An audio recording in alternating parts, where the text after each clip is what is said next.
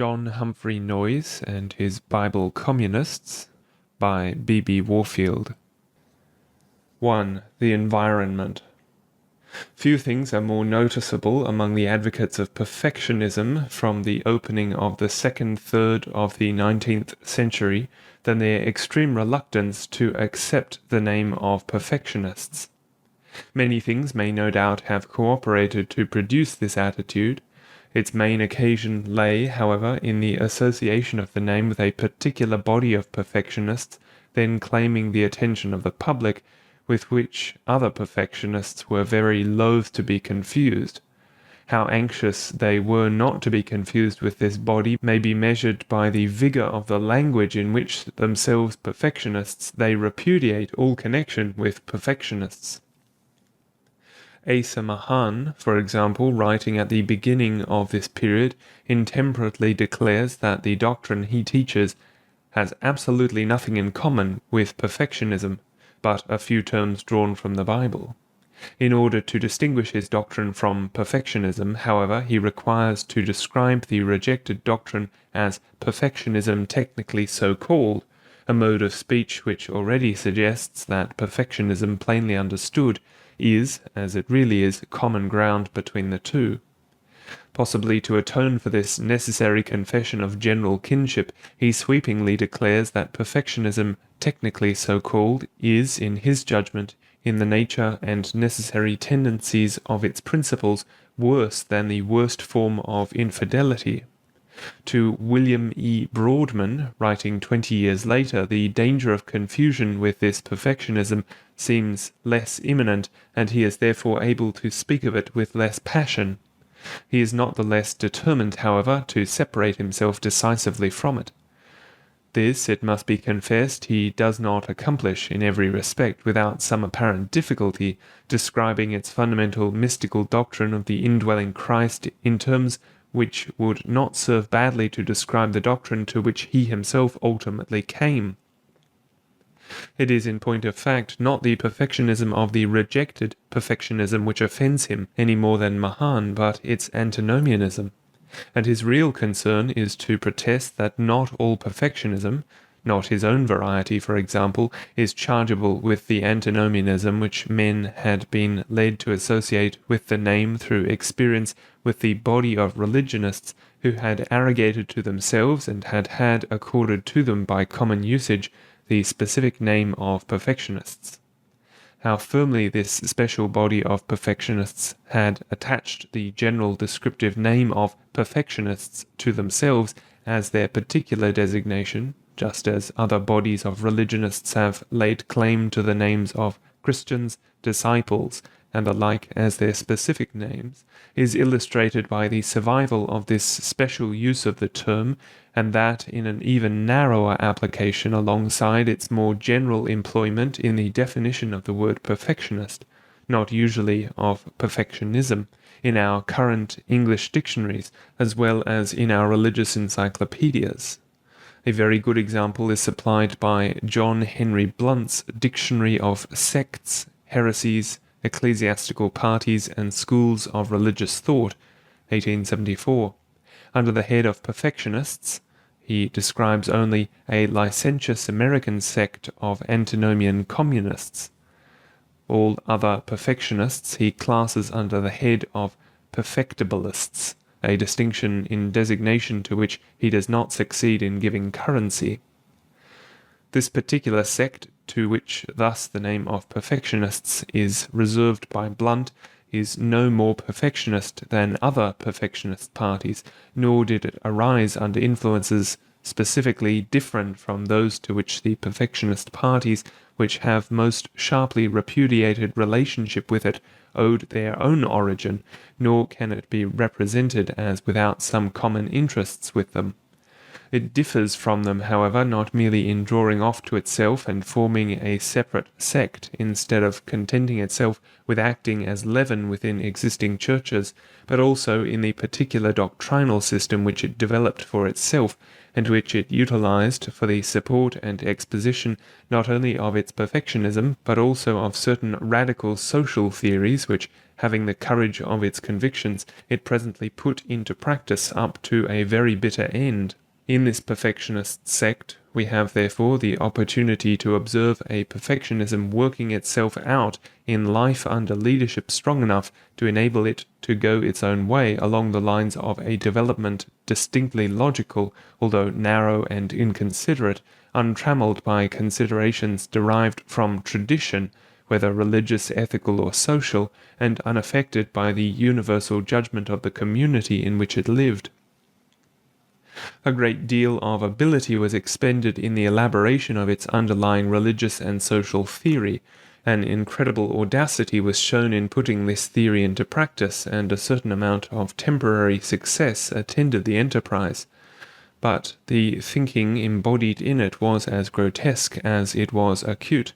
It was astuteness rather than wisdom which presided over its social organization, and the experiment had fairly reached the end of its possibilities of persistence in about a third of a century. There is much to be learned from a study of it. There is nothing about it which can fairly be represented as edifying.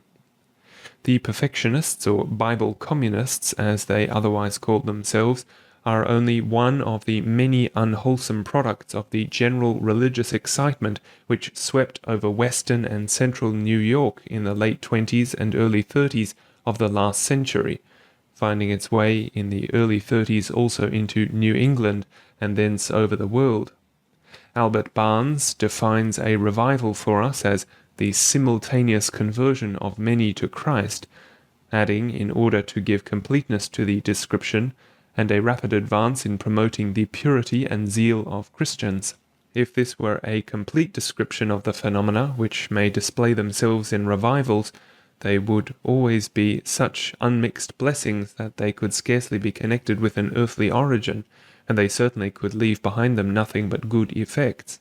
In point of fact, however, human elements are always mixed with them, and these human elements may on occasion be so predominant that any divine ingredient which may be hidden in them may be negligible. Accordingly, Albert Barnes proceeds at once to speak of them as actually experienced, as also periods of religious excitement, and to liken this excitement in its nature and effects to the excitement which tears men in a political campaign or sweeps them off their feet on the approach of war. Here is something quite out of the focus of his former description. For excitement, even though religious, has no necessary relation, whether as cause, accompaniment, or effect, with the converting or reviving operations of the Spirit of God. A revival or religious excitement, Archibald Alexander tells us, may exist and be very powerful and affect many minds when the producing cause is not the Spirit of God, and when the truth of God is not the means of the awakening. Religious excitements, he accordingly adds, have been common among pagans, Mohammedans, heretics, and papists. W. B. Spragg similarly warns us in the opening pages of his classical Lectures on Revivals in Religion not to mistake a gust of animal passion for the awakening or converting operations of God's Holy Spirit. Great excitement may no doubt attend a true revival, but it is not part and parcel of it, and it may be very great and yet there be no true revival at all. It may be an excitement produced not by the power of divine truth, but by artificial stimulus applied to the imaginations and passions for the very purpose of producing commotion both within and without. Let us remember that God declares himself the God of order, and that disorder can therefore never be the authentic mark of his working. If God is working where disorder is, it is in spite of the disorder, not because of it. The disorder is itself only the cause of evil. A great work of the Spirit, says Archibald Alexander, may be mingled with much enthusiasm and disorder, but its beauty will be marred and its progress retarded by every such spurious mixture.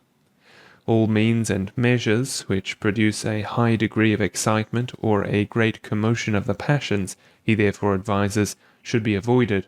because religion does not consist in these violent emotions, nor is it promoted by them, and when they subside, a wretched state of deadness is sure to succeed. Fanaticism, however much it may assume the garb and language of piety, is its opposite. The Church, he accordingly continues, is not always benefited by what we call revivals, but sometimes the effects of such commotions are followed by a desolation which resembles the work of a tornado. I have never seen so great insensibility in any persons as in those who had been subjects of violent religious excitement, and I have never seen any sinners so bold and reckless in their impiety as those who had once been loud professors and foremost in the time of revival. It is with these evils in mind that, in face of the possibility that a sinner here and there may nevertheless chance to be really converted through the action of this excitement, Joel Hawes of Hartford declares that a sinner may be converted at too great an expense. No more awful arraignment of the religious excitement, which sometimes accompanies and sometimes serves as a substitute for revivals, could be phrased. In point of fact, such excitement has no Christian character whatever. Its affinities are, as Archibald Alexander has already reminded us, with the universal religious phenomenon which Elizabeth Robbins sums up under the name of Menadism, a term which she defines broadly enough to make it include all intoxicating, will-destroying excesses of religious fervour in which the multitude have a part. When we remember the exercises which have often attended revivals and the moral delinquencies which have sometimes stained them, we shall be compelled with bowed heads to recognize that they too may be so perverted as to be included in her observation. It is a remarkable fact of the history of religion that men of widely differing creeds and countries have agreed in attaching a spiritual value to hysteria, chorea, catalepsy on the one hand, and to a frenzy of cruelty and sensuality on the other. Diseased nerves and morals have often been ranked as the highest expression of man's faith and devotion. The intrusion of this debasing excitement into revival movements, with the effect sometimes of destroying them altogether, sometimes of only greatly curtailing and marring their beneficent results, is ordinarily traceable to one or the other of two inciting causes. One of these is found in the character of the population among whom the revival is propagated, the other in the character of its promoters and the methods they employ in promoting it, methods better adapted to lash the nerves into uncontrollable agitation than to bring the sinner to intelligent trust in his Saviour. Both of these causes were present and operative in the great revival movement which swept over western and central New York in the late 20s and early 30s of the last century. It has been thought that the character of the population of this region, derived from that of its first settlers, laid them particularly open to fanaticism. The earliest stratum of settlers entering the Palmyra country from Vermont on the second decade of the 19th century was, we are told, of rather unsavory fame, and although this stratum was overlaid in the next decade by a virile, intelligent, industrious class of settlers from eastern New York and New England, the earlier settlers remained, and by mixture with the newer comers gave a psychological character and a psychological history of its own to this region. It has been, therefore, it is said, on the one hand, a centre of sane and progressive social movements, but on the other hand, a veritable hotbed of fanaticism, and the two tendencies have entered into every possible combination with one another, some of them startling enough.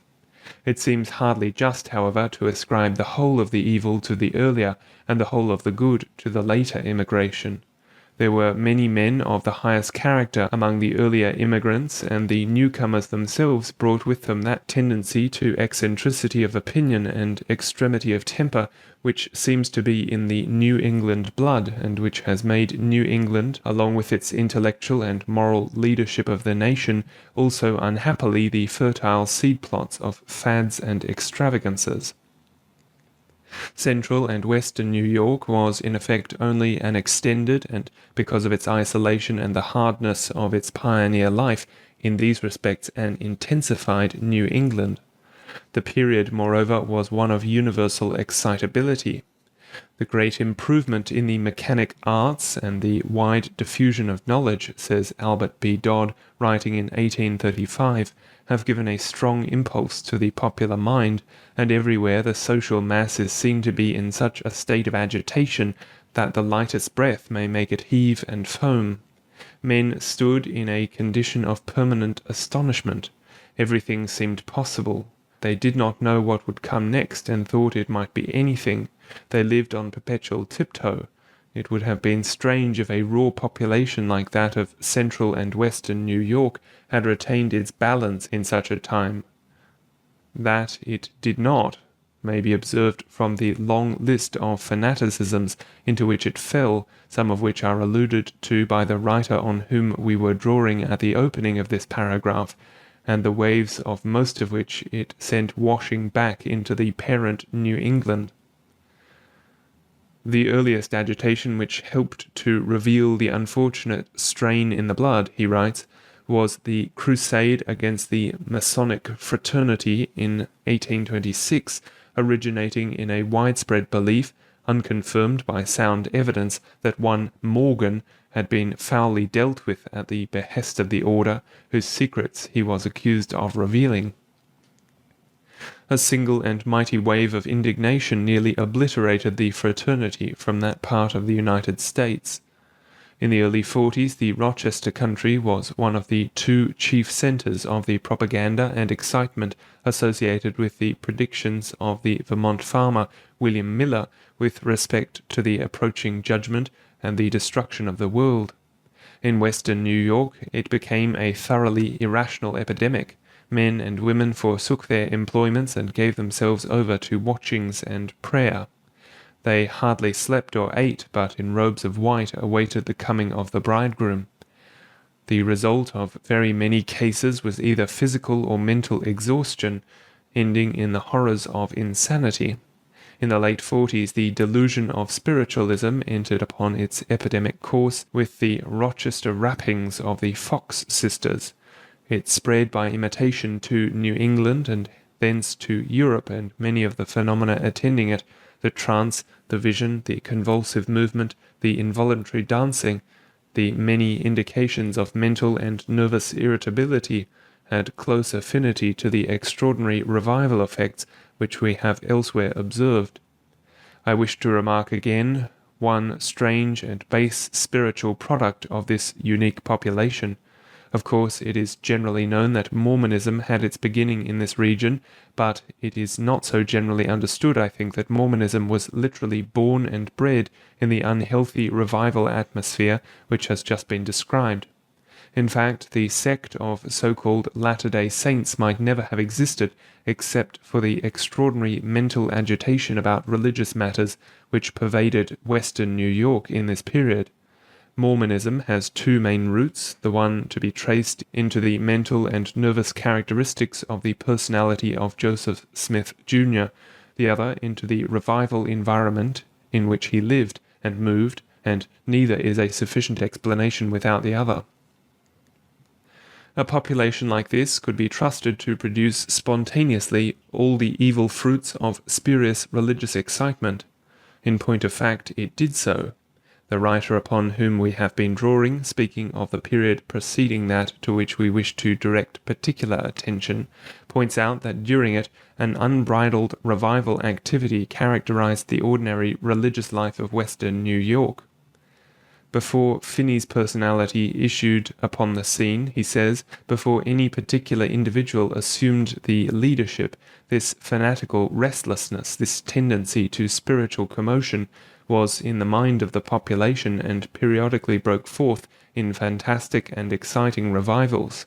There were whole stretches of country in those parts that for generations were known as the Burnt District, and which Finney found so blistered and withered by constant revival flame that no sprout, no blade of spiritual life could be caused to grow. Only the apples of Sodom flourished in the form of ignorance, intolerance, or boasted sinlessness, and a tendency to freedom and spiritual affinities. But this fanaticism-loving populace was not left to the spontaneous manifestation of its tendency to religious excitement. It was sedulously incited to it by its religious leaders, and naturally its last state was no better than the first. If anyone wishes to enjoy the illusion of actual assisting at an average revival meeting of this period, he has only to read Mrs. Trollope's painfully realistic descriptions alike of a town revival and of a camp meeting. Albert Barnes warns us, to be sure, against trusting the testimony of the Trollopes and the Fiddlers and the Martineaus. Persons, he says, having as few qualifications for being correct reporters of revivals of religion as could be found in the wide world. It would be absurd, of course, to resort to Mrs. Trollope for the religious interpretation of revival phenomena, but the general trustworthiness of her report of revival occurrences actually witnessed by her is unimpeachable, when allowance is once made for the one-sidedness of her observation, due to her unsympathetic attitude. She describes only what she saw. She does not herself generalize on it. But what she describes might be seen anywhere in the western country at the time, sometimes no doubt in less, often unfortunately in much more offensive forms. Of course, we are not confined to the testimony of Mrs. Trollope and the writers of her type to learn what revivals at this period were like. We have, for example, a very sympathetic summary account of them from the pen of Andrew Reed, one of two very competent observers sent in the early 30s by the Congregational Union of England and Wales to visit the American churches. Reed does not doubt that the revivals were in themselves a work of God, the results of which by and large were for his glory.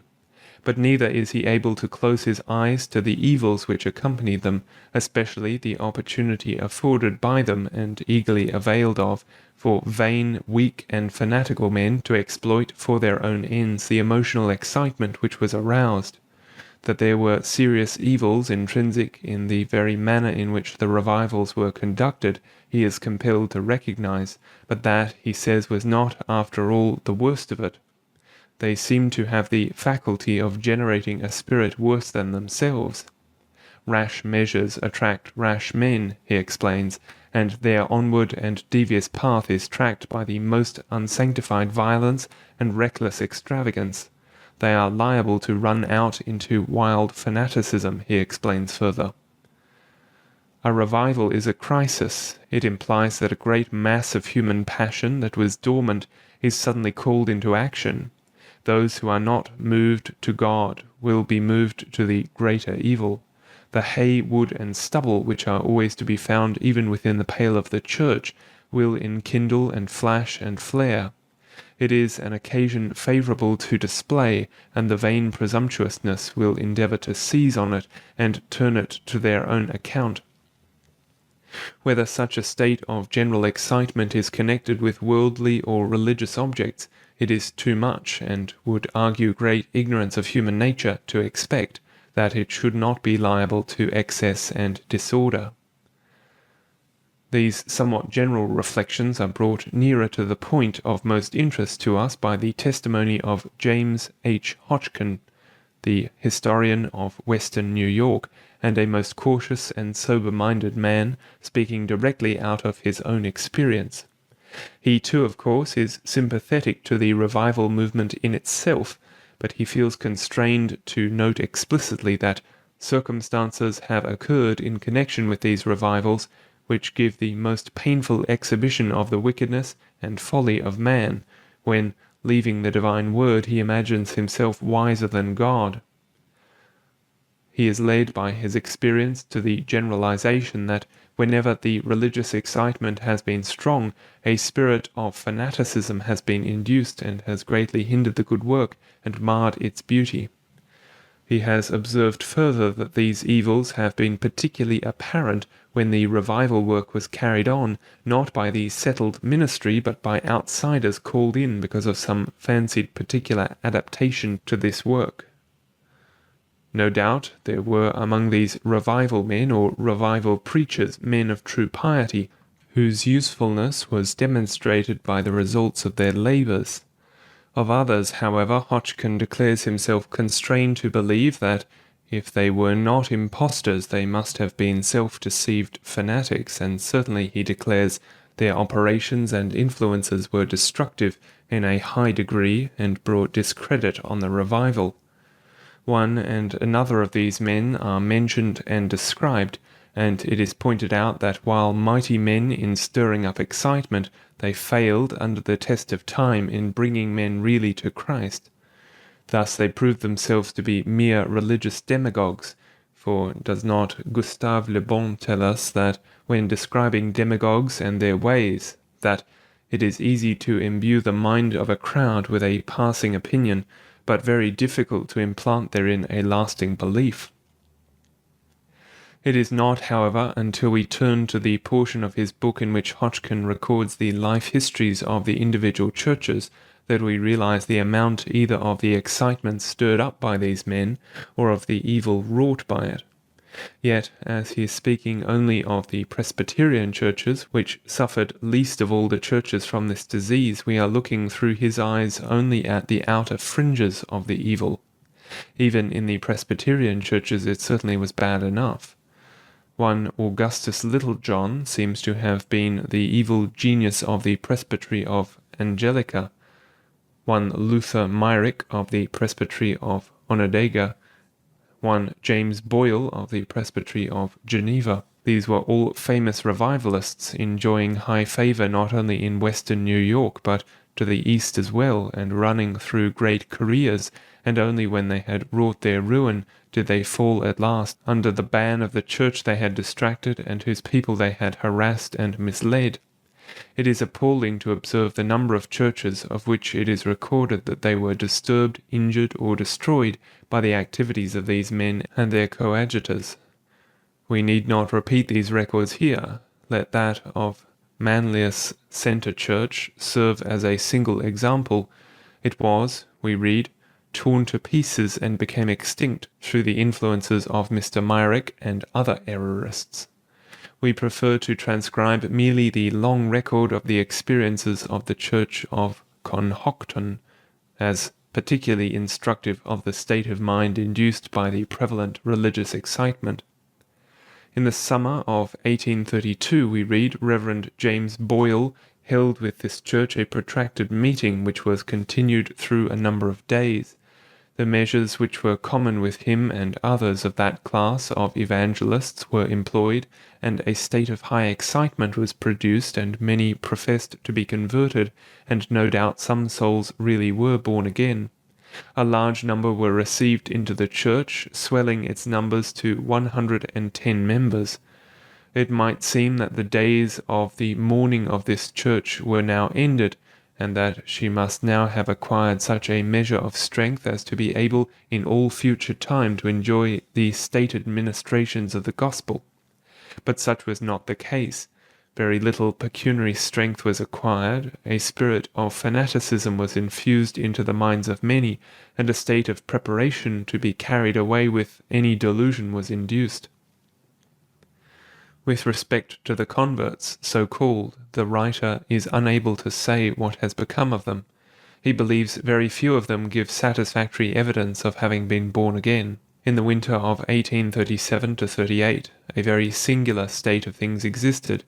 Mrs. Conn, who had been a member of the church a number of years and highly esteemed by some, at least, as a woman of piety and activity in promoting the cause of Christ, began to take a very conspicuous part in the meetings for social and religious worship. She professed to have special communications from God and to know the secrets of the hearts of those with whom she was conversant. She assumed an authoritative position in the church and gave out her directions as from God himself, denouncing as hypocrites in the church all who did not submit to her mandates. She predicted the speedy death in the most awful manner of particular individuals who opposed her authority, and manifested a most implacable rancour against all who did not acknowledge her inspiration. In her proceedings she was assisted by a young man who for his misconduct has been excommunicated from the Church of Plattsburgh. A number of the members of the Church of Conhockton were carried away with this delusion, and acknowledged Mrs. Con as one under the inspiration of the Almighty. So completely were they infatuated that they seemed to suppose that their eternal salvation depended on the will of Mrs. Con. They were ready to obey all her commands, and to assert as truth anything which she should order. Some of them became permanently deranged, and 1 or 2 families were nearly broken up. Nor was this delusion confined wholly to the Church of Conhockton. Mrs. Con and her coadjutor went into the country of Wyoming, and some in that region were brought under the delusion and received her as a messenger sent from God. Whether to view Mrs. Con as an impostor, a wild fanatic, or a deranged person, the writer will not assume the responsibility of determining. Many circumstances would favour the idea of imposture. The writer is informed that she has become a maniac. This circumstance may favour the idea of mental aberration, but the consequences to the Church were most disastrous. One of the most distressing accompaniments of revival excitements has been a tendency, which has often showed itself in connection with them, to sexual irregularities.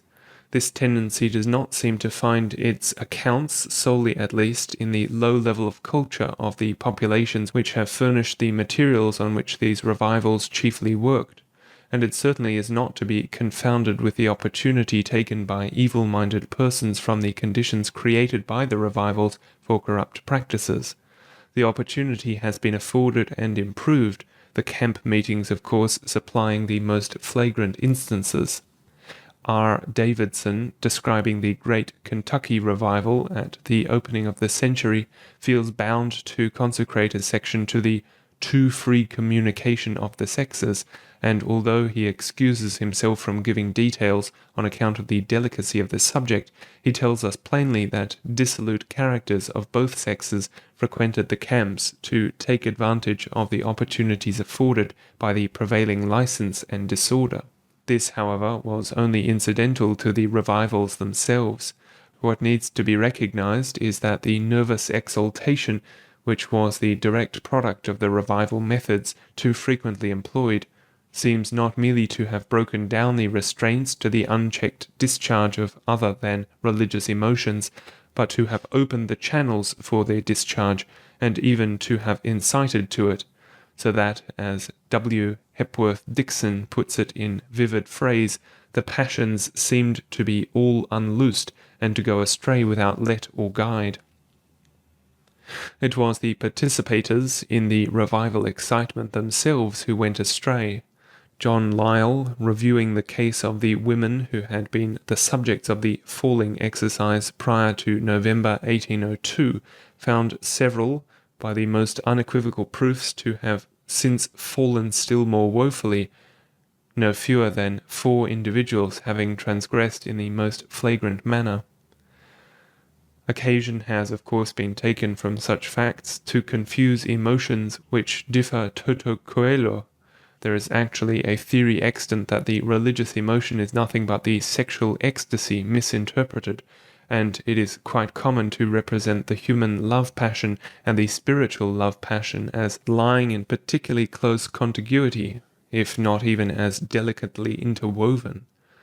There is no justification for such representations. They rest on an incredible confusion of the movements of the human soul set in the midst between 2 environments and accessible to influences alike from below and above. Not even all love of man is sex love. No love of man is religious love. Religious love is not the entirety of the religious emotion. We are in the presence here of nothing more mysterious than the obvious fact that man's emotional nature is a unit, and violent emotional discharges may readily be deflected from one to another direction. The phenomenon we are witnessing is only the familiar one of the peril of abandoning control of ourselves. When once we drop the reins and give unbridled play to our passional movements, there is no telling what the end may be. We cannot act the Maenad in religion and expect our Maenadism to manifest itself nowhere else. If religion becomes synonymous to us with excess, all excess is very apt to come to seem to us religious. It is in this sense only that it is true when Baring Gould declares that spiritual exaltation runs naturally, inevitably into licentiousness, unless held in the iron bands of discipline to the moral law. Davenport's wider generalization is true. Whenever reason is subordinated and feeling is supreme, the influence is always in the direction of the sweeping away of inhibitive control. It is, moreover, not merely into licentiousness that religious Maenadism tends to run, but into all forms of lawless action. J.H. Noyes shows an insight unwonted to him, therefore, when he represents revivals, of course as known to him, that is to say the revivals of religious excitement, as intrinsically subversive of the whole social as well as moral order, defining them from the true Maenadistic point of view, and even in language strongly reminiscent of heathen modes of speech, he declares that a revival is the actual intrusion of the power of God into human affairs.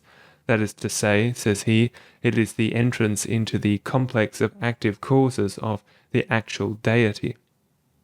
This entrance of the actual deity into human life is conceived after the fashion of the intrusion of a universal natural force, only more powerful than other natural forces.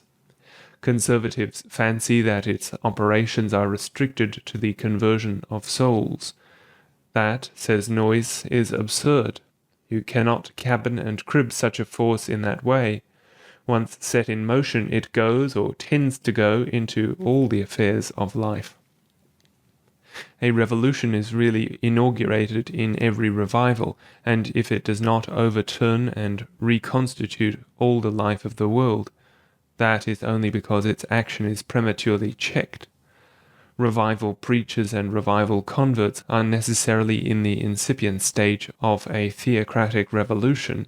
They have in their experience the beginning of the life under the higher law, and if they stop at internal religious changes, it is because the influence that converted them is suppressed. The term higher law here is ominous. The first effect of revivals is conceived as emancipation from the laws which now govern life, and if redintegration follows, it must be under a higher law than they.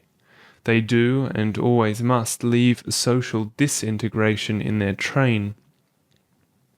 The prominence particularly of sexual irregularities in the train of the revivals of religious excitement is probably in large part due, therefore, only to the large opportunities and immediate temptations to irregularities of this particular order offered by revival intimacies.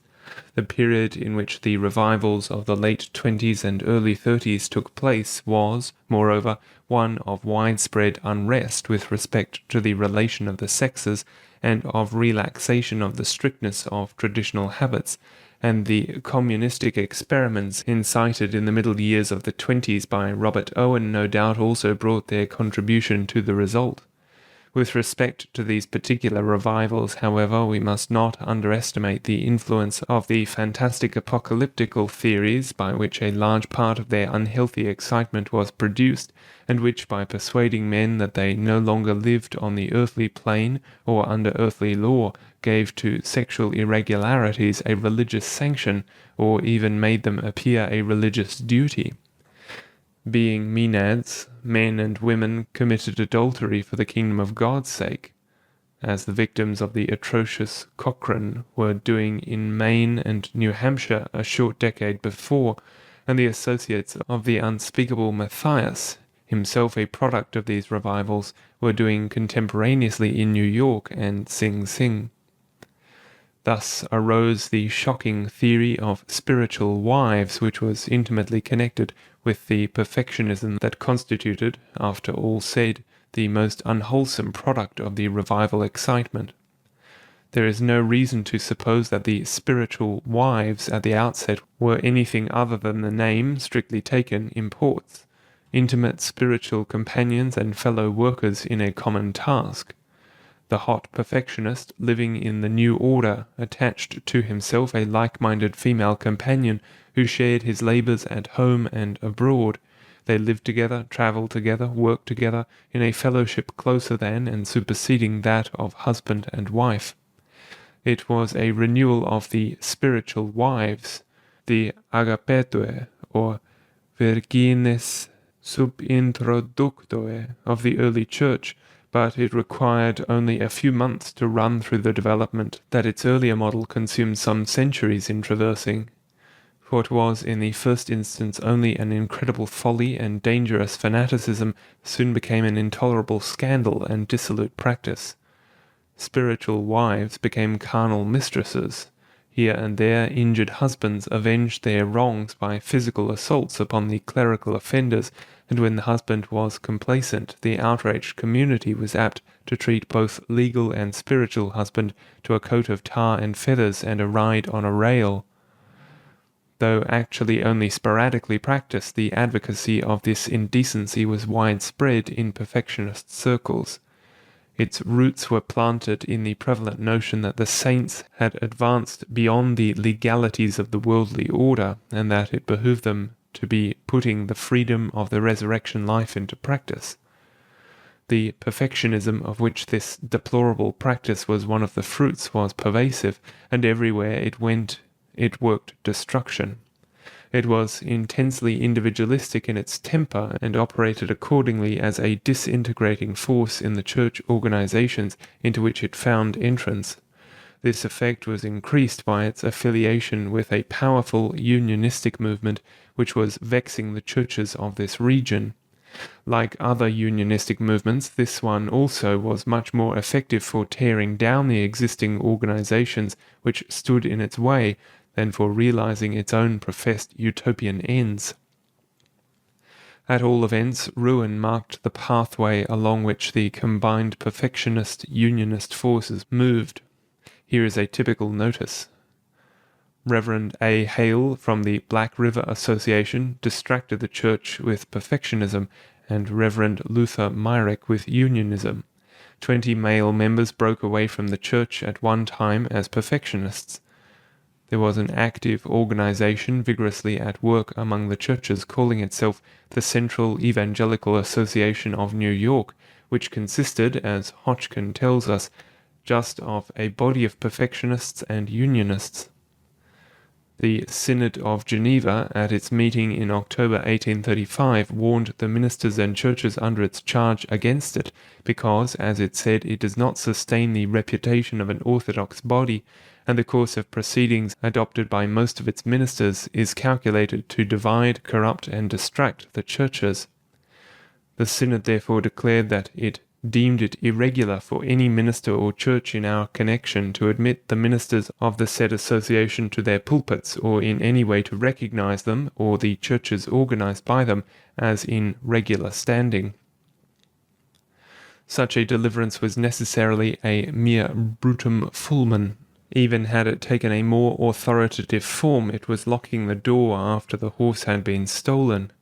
Nor is it easy in any event to see how the closing of Presbyterian pulpits to perfectionist agitators could have been expected to protect the people from the flames of wild religious excitement flaring up hotly in churches of other connections half a block away. The communities were small, and the people therefore in close contact and intimate intercourse with one another.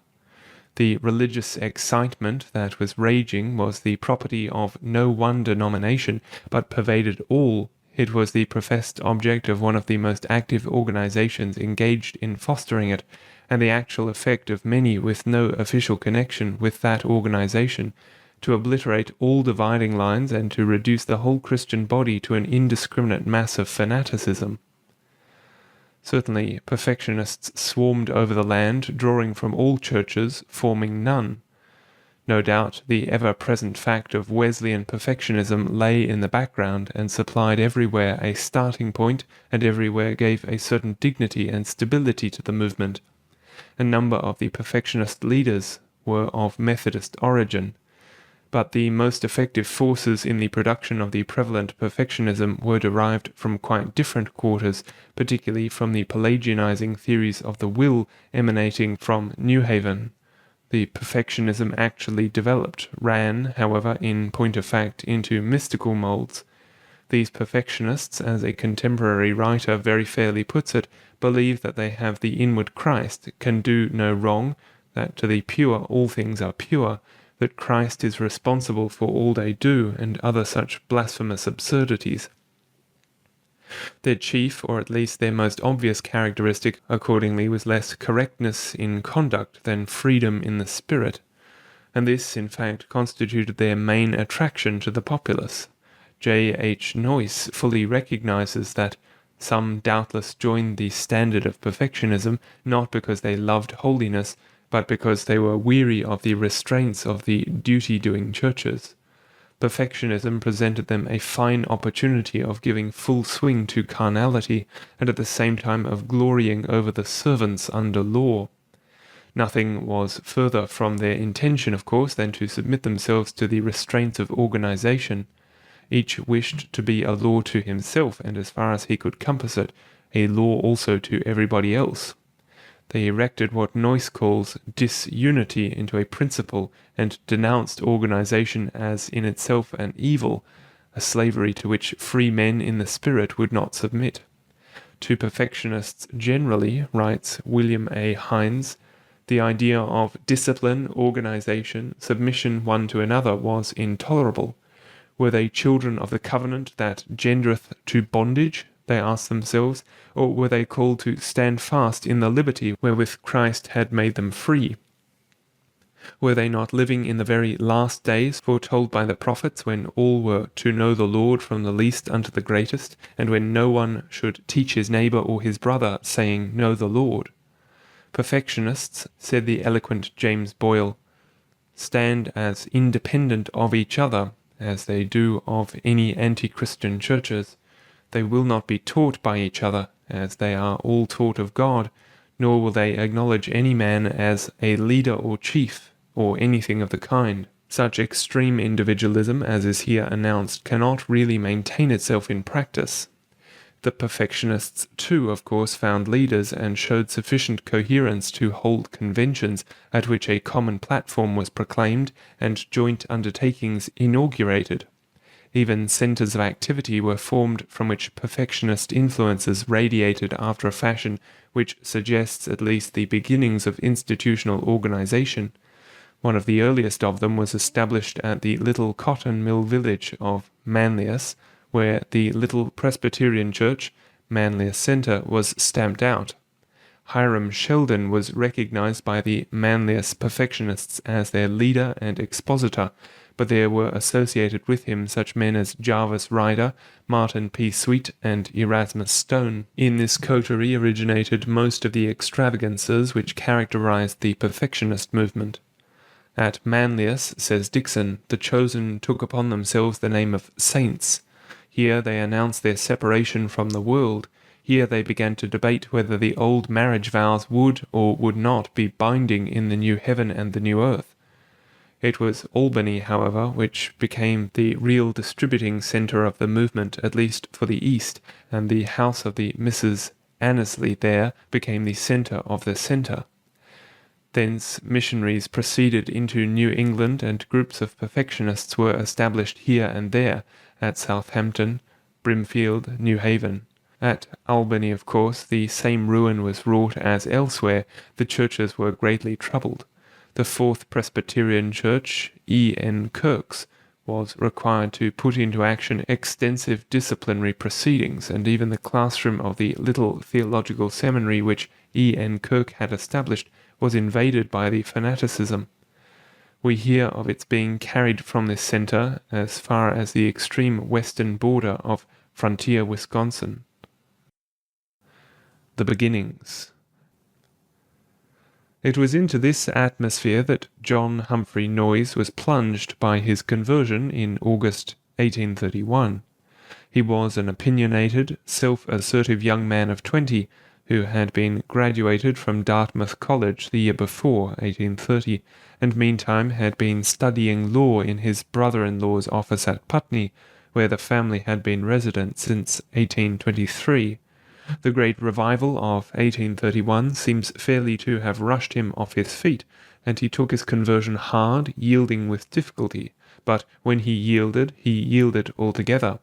He himself sums up what happened in a rapid sentence, which is no more rapid, however, than the rush of the events it describes.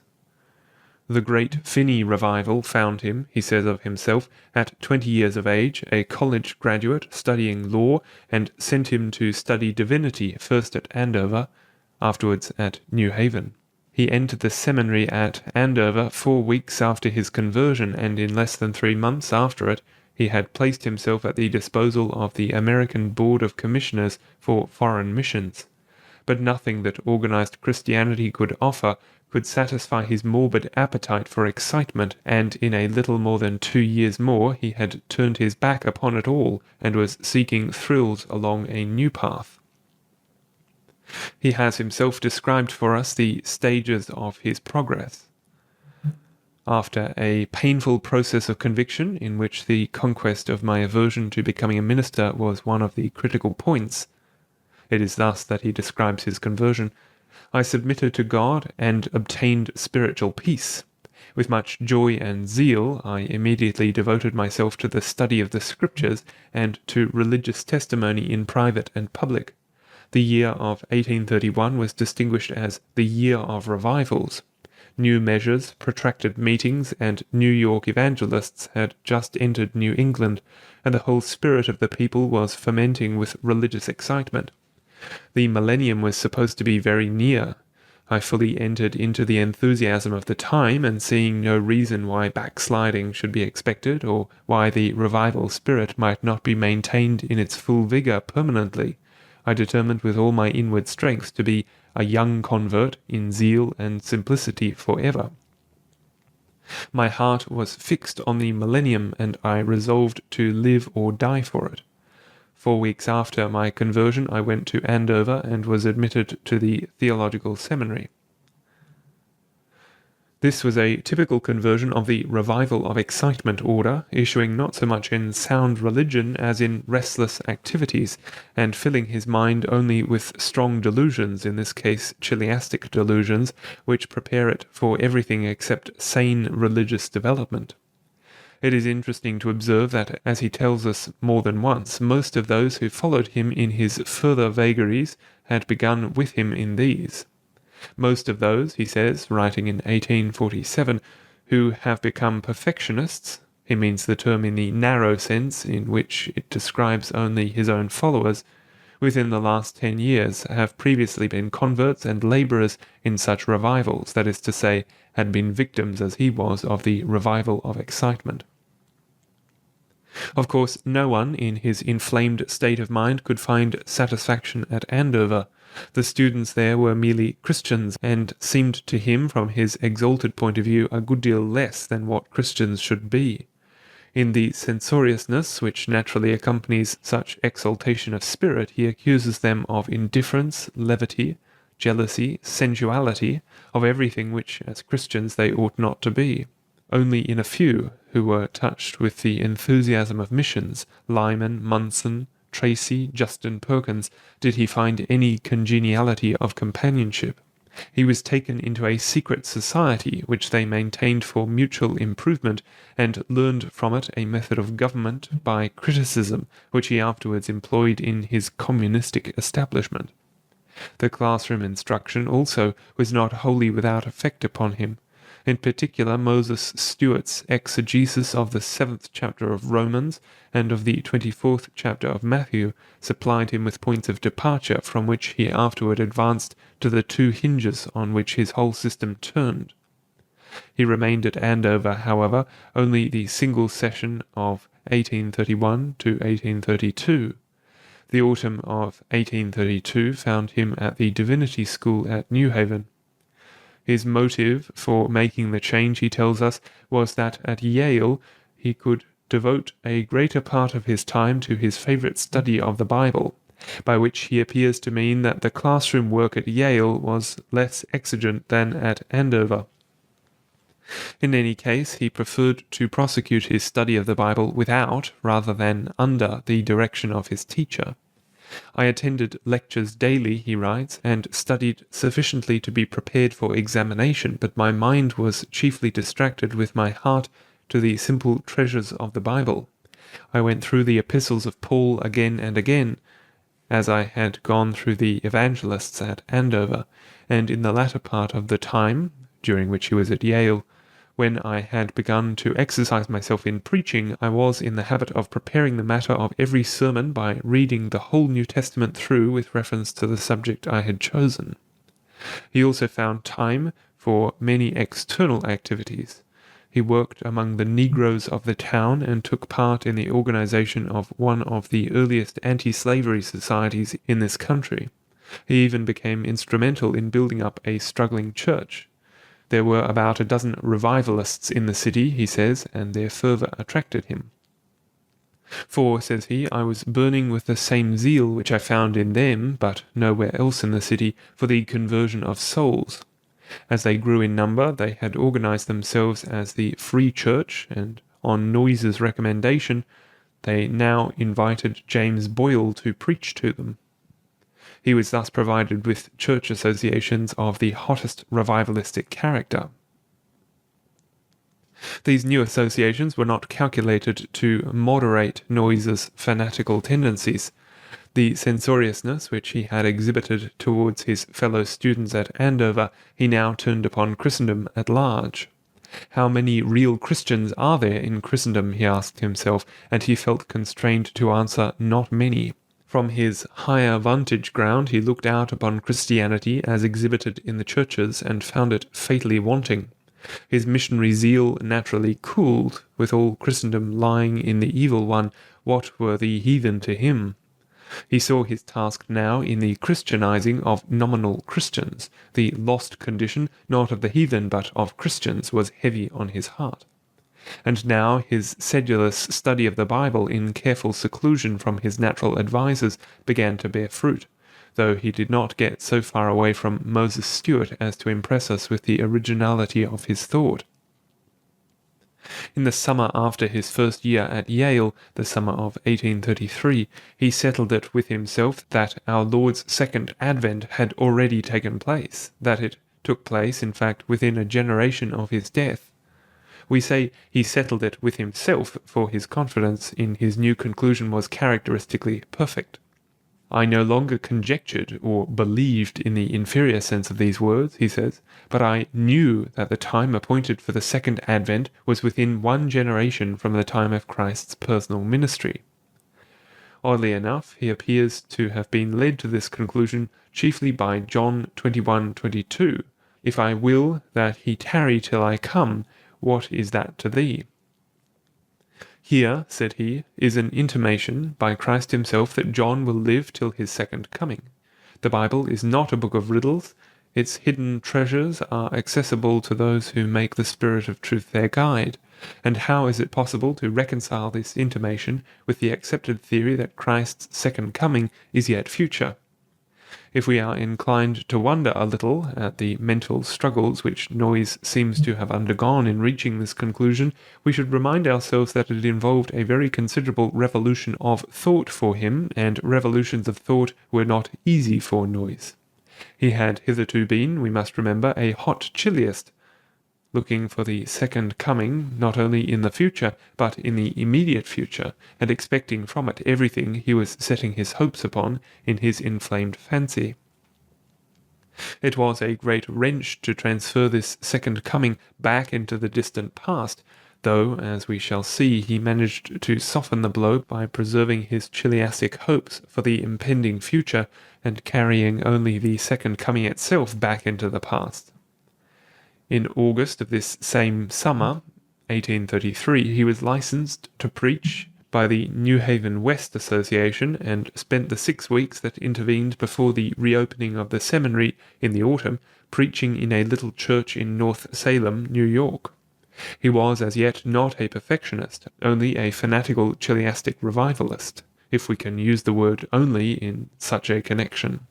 But perfectionism did not lie outside the horizon of his vision. Those New York evangelists who broke their way into New England in 1831, to whom he also had fallen a victim, and James Boyle among the others, who had been a Methodist, and whom he had brought to New Haven, where he had formed with him a close intimacy, came from a region ploughed and harrowed by perfectionism, and can scarcely have been ignorant of it. They may even have in their own persons borne more or less of its scars.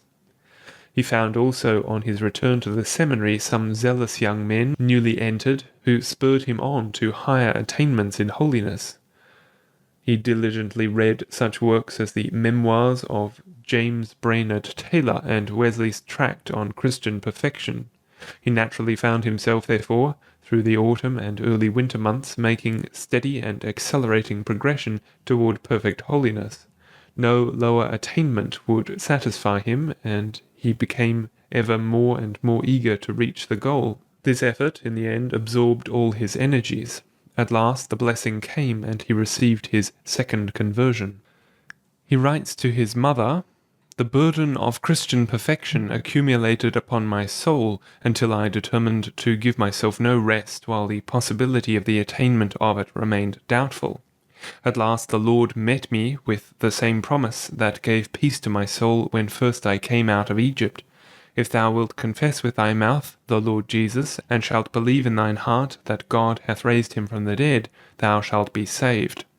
By faith I took the proffered boon of eternal life. God's Spirit sealed the act, and the blood of Christ cleansed me from all sin." His second conversion consisted then in his pressing the promise of salvation, the assurance of cleansing from all sin, into a promise and assurance that the salvation, the cleansing, shall be completed as soon as begun, consuming no time, and running through no process to the promised and assured end. The parallel between his first and second conversions was complete. Not only were both accomplished through the instrumentality of a single text, understood partly then, perfectly now, but in both cases alike he was driven by his temperament at once into publicity. The atmosphere of propaganda was his vital breath. He gave not a moment to meditation, testing, ripening. As on his first conversion he tells us that he immediately devoted himself, along with the study of Scripture, to religious testimony in private and public. So now, on the evening of the very day of his second conversion, he preached at the Free Church on the text, "He that committeth sin is of the devil," and proclaimed the doctrine of perfect holiness. How such a man would do it from such a text we can well imagine. The next morning, we are availing ourselves now of W.A. Heinz's narrative, a theological student who heard the discourse of the previous evening came to labour with him and asked him directly, "Don't you commit sin?" The answer was an unequivocal no. The man stared as though a thunderbolt had fallen before him, and repeated his question and got the same answer. Within a few hours word was passed through the college and city, "Noyes says he is perfect," and immediately afterwards it was reported that Noyes is crazy. There is no mention made of Noyes's account of his second conversion, of any influences working on him in that direction from without. We have seen that there cannot have failed to be such. Noyes himself, however, speaks in this connection only of his study of perfectionist literature of the Wesleyan school, to which no doubt we must hence give much of the credit of the change in his views. The perfectionism which he adopted, however, when he worked himself through, was not specifically Wesleyan in type, but was rather of that mystical kind which was at the time prevalent in western and central New York.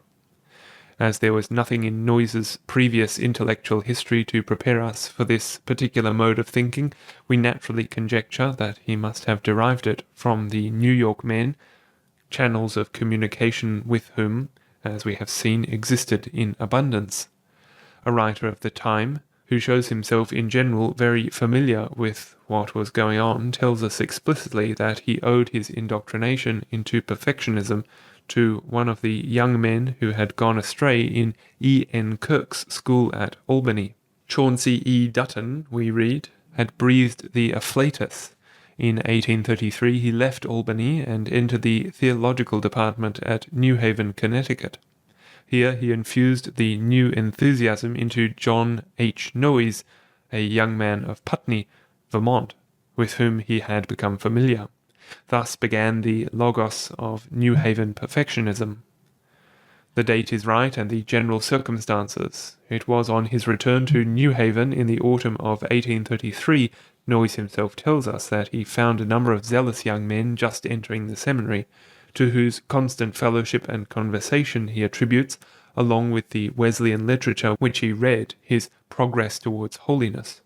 The difficulty lies in the absence of the name of Dutton from the general catalogue of the New Haven Divinity School, and indeed from that of the University also. It may be, of course, that a mistake has been made only in connecting Dutton with the institution as a pupil. There is no doubt that he was in New Haven not far from this time, propagating his perfectionist faith. We find him there, for instance, only a couple of years or so later on this errand, and Noyes was in close intercourse with him a year earlier in Brimfield.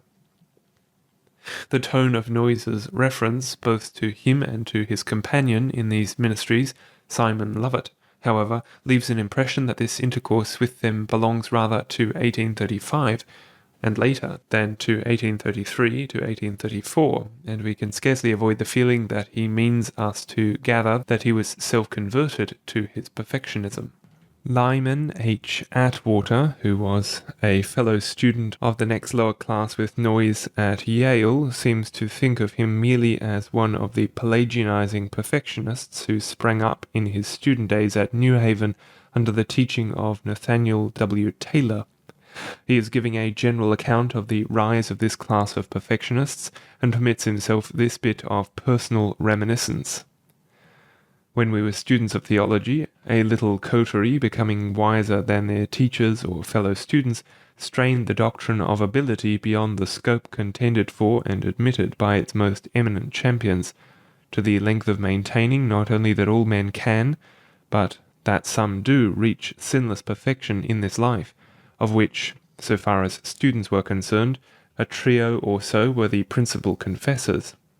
The net result of the whole was that the leader, instead of going forward into the ministry, ran into various socialistic and free love heresies, on the basis of which he founded the Putney and Oneida communities, over the latter of which he now presides. Other sporadic outbursts of the distemper appeared here and there in the Presbyterian and Congregational communions, or among separatists and come-outers from them, these often uniting with the radicals or advanced reformers of other communions. This statement informs us that Noyes was not the only student at New Haven at the time who lapsed into perfectionism, but had a few companions, or we may possibly suppose converts. That his perfectionism arose simply from an overstraining of the Taylorite doctrine of ability seems, however, from his own account of it, not altogether likely, and we may perhaps not improperly suspect that Atwater has merely included him in the general movement which he was describing, without stopping to inquire as to any special peculiarity he may have exhibited. He himself, in giving an account of his mental and spiritual growth leading up to his conversion to perfectionism, has nothing to say of N.W. Taylor, but speaks rather of John Wesley as a guide and instructor. There was no doubt a Taylorite element in his thought, which came out especially in his teaching as to the first conversion, and as to the act of faith in general, concerning which he seems to have no other idea than that it is an act of our own, in our own native powers. But he certainly did not find the account of the perfection to which he supposed himself to have attained on that fateful 20th of February 1834 in the sheer ability of his will to do what it chose, and therefore, if it chose, to be perfect. He referred it, on the contrary, directly to the effect of communion with Christ. The affinities of his doctrine, in other words, were less Pelagian than mystical. By the apprehension of the facts concerning Christ and his saving work, his victory over sin and death, the judgment of the prince of this world, and the spiritual reconciliation of God with man, he explains, believers are brought into fellowship with Christ's death and resurrection, and made partakers of his divine nature and his victory over the evil one. The gospel which I had received and preached, he had written a few months earlier, speaking directly of what had happened on February the 20th, 1834, was based upon the idea that faith identifies the soul with Christ, so that by his death and resurrection the believer dies and rises again, not literally, nor yet figuratively, but spiritually, and thus, so far as sin is concerned, is placed beyond the grave, in heavenly places with Christ. He goes on to say that 3 months later he felt compelled to extend this doctrine so as to make it include the redemption of the body as well as the soul, to abolish death as well as sin by participation in Christ's resurrection, so that though we will pass through the form of death, sad concession to the appearance of things, we who are believers indeed will not really die. This doctrine, not only in form but in substance, is extremely mystical. The effect of Noyes's proclamation of his perfectionism was naturally the loss of the countenance of the several religious organizations with which he was connected. He was dismissed from the divinity school and requested to withdraw altogether from the premises. The New Haven West Association, by which he had been licensed to preach the previous August, now recalled its license on account of his views on the subject of Christian perfection. His church membership was still in the Congregationalist church at Putney, and that church subsequently excluded him from fellowship for heresy and breach of covenant, supporting the charge apparently, however, by specifications which are drawn from his subsequent teaching. His real church home was, nevertheless, the Free Church at New Haven, and a vote was passed at once by that church requesting him to discontinue all communication with its members. He represents himself as feeling very isolated. I had now lost, he writes, my standing in the Free Church, in the ministry, and in the college. My good name in the great world was gone. My friends were fast falling away. I was beginning to be indeed an outcast, yet I rejoiced and leapt for joy. Sincerely I declared that I was glad when I got rid of my reputation. Some persons asked me whether I should continue to preach now that the clergy had taken away my license. I replied, I have taken away their license to sin, and they keep on sinning. So, though they have taken away my license to preach, I shall keep on preaching. The isolation complained of, however, had of course only relation to and meant no more than an enforced change in his associates. There were plenty of perfectionists within reach, and they of the most aggressive character. Noyes was soon, if he were not already, in close intercourse with them, but there can be no doubt that the effect of the announcement of his new views was something of a surprise to him, and brought on a crisis in his career. He tells us that in conversation with his father one day during the short interval between his conversion and his entering the seminary at Andover, he had propounded an interpretation of some scripture concerning which the older man uttered a warning. "Take care," said he, "that is heresy." "Heresy or not," rejoined the son, "it is true. But," warned the father, "if you are to be a minister, you must think and preach as the rest of the ministers do. If you get out of the traces, they will whip you in." "Never," rejoined the son hotly. "Never will I be whipped by ministers or anyone else into views that do not commend themselves to my understanding as guided by the Bible and enlightened by the Spirit." Now that the crisis had come, the fighting spirit he had announced in this program did not fail him. He had so little thought of yielding to the admonitions of his mentors that he rather threw himself unreservedly into the conflict and seized the reins of leadership of the perfectionist party. "I resolved," he says, "to labor alone if necessary, to repair the breaches of our cause." The immediate fruits of his propaganda at New Haven were not altogether inconsiderable. He was able to count James Boyle himself among his converts, and the two together carried on for a time a vigorous literary campaign, including the publication from the summer of 1834, the first number bears the date of August 20, of a monthly journal called The Perfectionist. A number of the members of the Free Church also left the church and joined Noyes's party. Some converts were made also here and there outside of New Haven, especially in New York. Every effort was made by Noyes to compact his followers into a definite sect with its own doctrinal platform and organization. It was in this that his peculiarity consisted. We have already had occasion to point out the extreme individualism of the perfectionists of his day. Noyes was determined that he, at least, should not stand off by himself, but should be the head of a body which reflected his thought and obeyed his will. Everywhere he asserted his leadership, and although he was able to make it good with the completeness which he desired over only a small coterie, a certain deference appears to have been shown him in a surprisingly widely extended circle.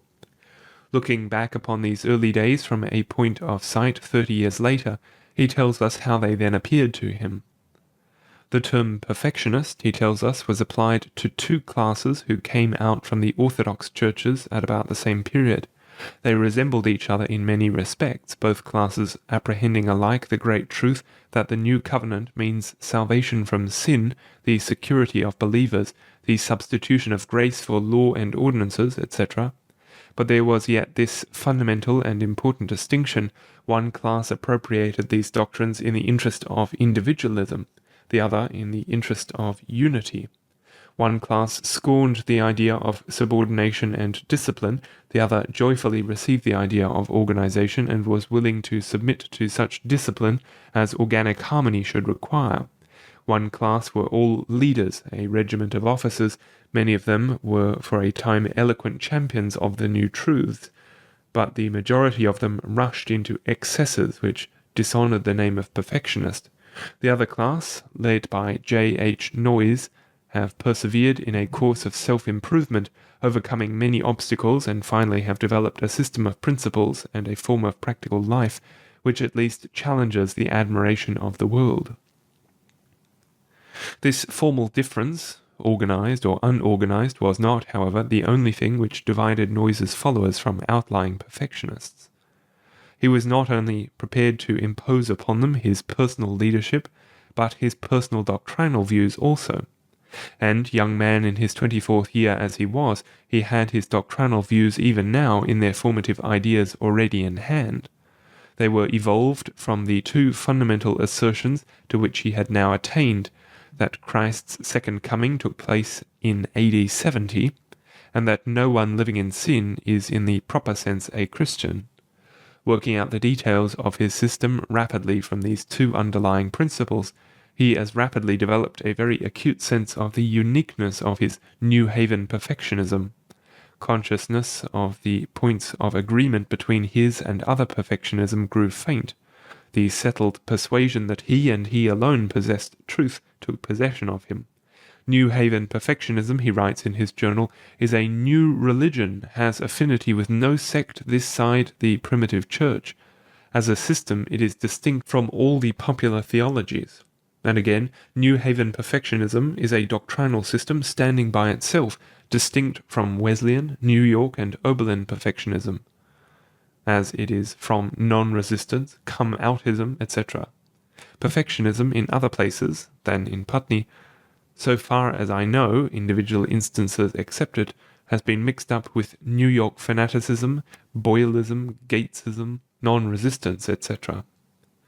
His immediate purpose in these last words is not directly to assert doctrinal peculiarity, although that is asserted, but rather to repudiate any entanglement in the immoralities which persistent rumour was laying to the charge of perfectionists at Southampton, Brimfield, and other places where the indecency of spiritual wives was in practice.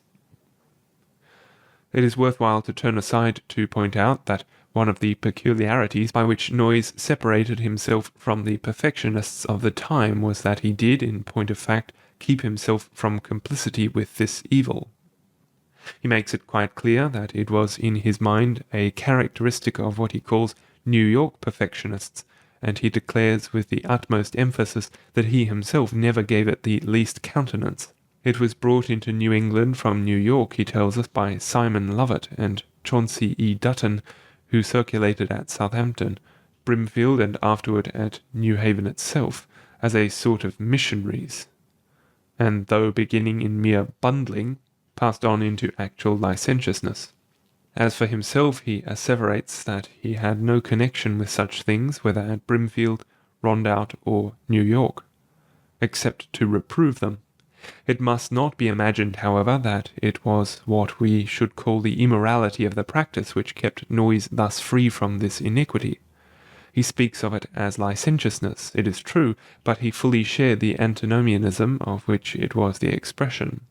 His chief concern was that the premature practice of this antinomianism should not prejudice the spread of the doctrine. And then again, the idea of spiritual wives did not go far enough to satisfy the demands of his antinomianism. It still was held in the bonds of law. He stood for promiscuity in principle, and spiritual wives are just as incongruous to the principle of promiscuity as are legal wives. They are spiritual dualism. The only true foundation is that which Jesus Christ laid, he writes, when he said that in the good time coming there will be no marriage at all, meaning not that celibacy will rule but promiscuity. Noyes himself tells us that he had already adopted this theory of promiscuity in general in May 1834, that is to say on the very heels of his second conversion or conversion to perfectionism, and at the very beginning of his propaganda for the formation of a perfectionist sect. One gets the impression that it held from the first in his mind the place of an essential principle, we might even say of the essential principle, of his system, while the whole doctrinal elaboration led up to it and prepared the way for it. Meanwhile, however, he kept it in the background, putting it forward only tentatively, and as men having absorbed the doctrinal preparation were able to bear it. As he himself expressed it, I moulded it, protected it, and matured it from year to year, holding it always, nevertheless, as a theory to be realized in the future, and warning all men against premature action upon it. How he was accustomed to propagate it is, no doubt, fairly illustrated by his circumspect and veiled, and yet perfectly clear presentation of it in a letter written in January 1837 to his friend David Harrison of Meriden, Connecticut, a letter which has acquired the name of the battle-axe letter from the circumstance that Harrison, acting on a suggestion of Noyes's, who was eager to make quiet propaganda, showed it to Simon Lovett, who liked it, and Lovett showed it to Elizabeth Hawley, who sent it to Theophilus R. Gates, who published the salient parts of it in his paper The Battle-Axe, August 1837, and thus forced Noyes's hand, and drew him for the first time to make public acknowledgment of this central element of his teaching. In this letter he writes, I will write all that is in my heart on one delicate subject, and you may judge for yourself whether it is expedient to show this letter to others. When the will of God is done on earth as it is in heaven, there will be no marriage. The marriage supper of the Lamb is a feast at which every dish is free to every guest. Exclusiveness, jealousy, quarrelling have no place there for the same reason as that which forbids the guests at a Thanksgiving dinner to claim each his separate dish and quarrel with the rest for his rights. In a holy community there is no more reason why sexual intercourse should be restrained by law than why eating and drinking should be, and there is as little occasion for shame in the one case as in the other. God has placed a wall of partition between the male and the female during the apostasy, for good reasons which will be broken down in the resurrection for equally good reasons. But woe to him who abolishes the law of apostasy before he stands in the holiness of the resurrection. The guests of the marriage supper may have each his favourite dish, each a dish of his own procuring, and that without the jealousy of exclusiveness. I call a certain woman my wife, she is yours, she is Christ's, and in him she is the bride of all saints. She is dear in the hand of a stranger, and according to my promise to her I rejoice. My claim upon her cuts directly across the marriage covenant of this world, and God knows the end. What is proclaimed here is complete promiscuity among the perfect. Those that are perfect are already living the resurrection life. Noyes could not repudiate his letter, and, with characteristic courage, declared his purpose thenceforth to publish the doctrine taught in it from the housetop.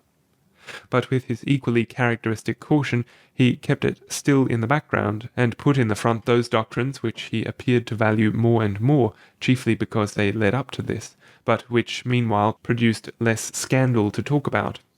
A typical example of his dealing with the matter may be seen in the attempt which he makes in June 1839 to explain to a correspondent how his brand of perfectionism differed from that of the Methodists, Friends, and Asa Mahan. They all agree, he says, that perfect holiness is attainable in this life, but the perfectionists, that is his own sect, are discriminated from the others by certain primary and also by certain secondary tenets. The primary ones he enumerates thus: 1. Their belief that perfect holiness when attained is forever secure. 2. Their belief that perfect holiness is not a mere privilege, but an attainment absolutely necessary to salvation. Holding this belief, they of course deny the name of Christian to any other sects. 3. Their belief that the second coming of Christ took place at the period of the destruction of Jerusalem. On this third point of doctrine, he remarks, perfectionists insist upon this doctrine as the foundation of the two preceding. That is to say, it stood with them as the fundamental doctrine out of which all else is deduced. Out of it ultimately come then the secondary consequences, adherence to which also characterized perfectionists. These he enumerates as their antinomianism, their belief in a present resurrection, their peculiar views of the fashion of this world in respect of marriage, etc. The promiscuity for which perfectionists stand is not left here, it is true, unsuggested, but it is not obtruded. It is made a mere secondary result of their most fundamental doctrines. We perceive that Noyes, beginning in 1834 as a perfectionist among perfectionists, had rapidly drifted into an attitude of open antagonism to all perfectionists except that small number who were willing to receive from him a totally new doctrinal and ethical system and to subject themselves to his unquestioned authority. He no longer disagrees with them only in standing for organization over against their atomizing individualism, nor indeed only in reprobating the tendency to cloak licentiousness under a show of close spiritual relationship which was showing itself among some of them. He declares them not really Christians, and he takes infinite satisfaction in pointing out his differences from them. He exhibits indeed a real predilection not only for explaining the differences between the several varieties of perfectionist teaching and his own, but in general for pointing out the defects in the teaching of all whom he supposes might be imagined to have been in any way before him advocates of holiness. As to the ordinary class of pietists in the carnal churches, no doubt, he considers it unnecessary to say anything. They are confessors and professors of sin, and therefore certainly not Christians. He adduces David Brainerd as a fair specimen of the more distinguished spiritualists of the churches, but thinks that enough has been said when it is said that his general experience is in essence a transcript of the second chapter of Romans, in which chapter is depicted, according to Noyes, a carnal, not a spiritual condition. It is evident, he says, that he was through life under conviction, panting after freedom from sin, but not reaching it. With Brainerd he classes Edwards, Payson, and nearly all of those who have obtained the highest distinction for piety in the churches. James Brainerd Taylor's experience, as we have seen, he is willing to allow to have been of a higher grade. He came to the very borders of the gospel, he says, and saw clearly the privilege and glory of salvation from sin. He even confessed at times in a timid way that he was free from sin, and in doing so really condemned the root of sinning and repenting, which was the only experience allowed or known in the churches before him. His biographers, he asserts, suppress the clearest part of his testimony in relation to his own salvation. Nevertheless, he was only the John the Baptist of the doctrine of holiness, and, not knowing the gospel of the primitive church, was not born of God in the Bible sense. There is nothing better to say of the mystics, Madame Guyon, William Law. They lose themselves in a spiritual philosophy. Law is the best, and his Address to the Clergy his best book. It is he who is the real father of the semi-perfectionism which the Methodists profess. The Methodists, like the Moravians and Shakers, and Asa Mahan and his companions with them, fail because they make holiness not the main point of religion, but an appendix to something else, and have denied or suppressed the most essential element of the new covenant, viz. Security. Oberlin may stand as the illustration of a semi-perfectionism like this. It represents the stage a man comes to, When seeking holiness, he has a gleam of it, and stops. We, he says in another place, differentiating his perfectionists from Wesleyans and Oberliners, we believe in the new covenant which enlists soldiers for life, or in other words, for perpetual holiness. We must not exaggerate the success of the propaganda for his perfectionism, which Noyes inaugurated at New Haven in the spring of 1834. Its success, although, as we have seen, not inconsiderable, was not great, and what was gained at the outset was soon largely lost. It was not long before James Boyle cast off allegiance, and the converts from the Free Church also returned to it. Noyes himself remained in New Haven after his adoption of perfectionism only a year. When he left it in February 1835, never to return except on occasional visits, his departure bore a somewhat dramatic appearance. Simon Lovett, he tells us, had come as a sort of missionary from the New York perfectionists to convert him to their ideas, but he, on the contrary, converted Lovett to some of his, especially to the New Haven doctrine of the Second Coming. Lovett took him, however, to Southampton and Brimfield to make him acquainted with the groups of perfectionists which had sprung up in those places under the New York propaganda. He won his triumphs among them also, he tells us. Their leader, Tertius Strong, succumbed to my reasonings, he says, and soon the doctrine of the Second Coming and what was called the Eternal Promise were received on all sides with great enthusiasm. But he did not like what he saw. There was a seducing tendency to freedom of manners between the sexes, and there was a progressive excitement manifesting itself. So he ran away, leaving without notice on foot, through snow and cold below zero, to Putney, 60 miles distant. Thus he escaped complicity, perhaps participation, in one of the wildest follies of the perfectionist orgies, and at the same time found a new scene for his work and a revised program for his labours.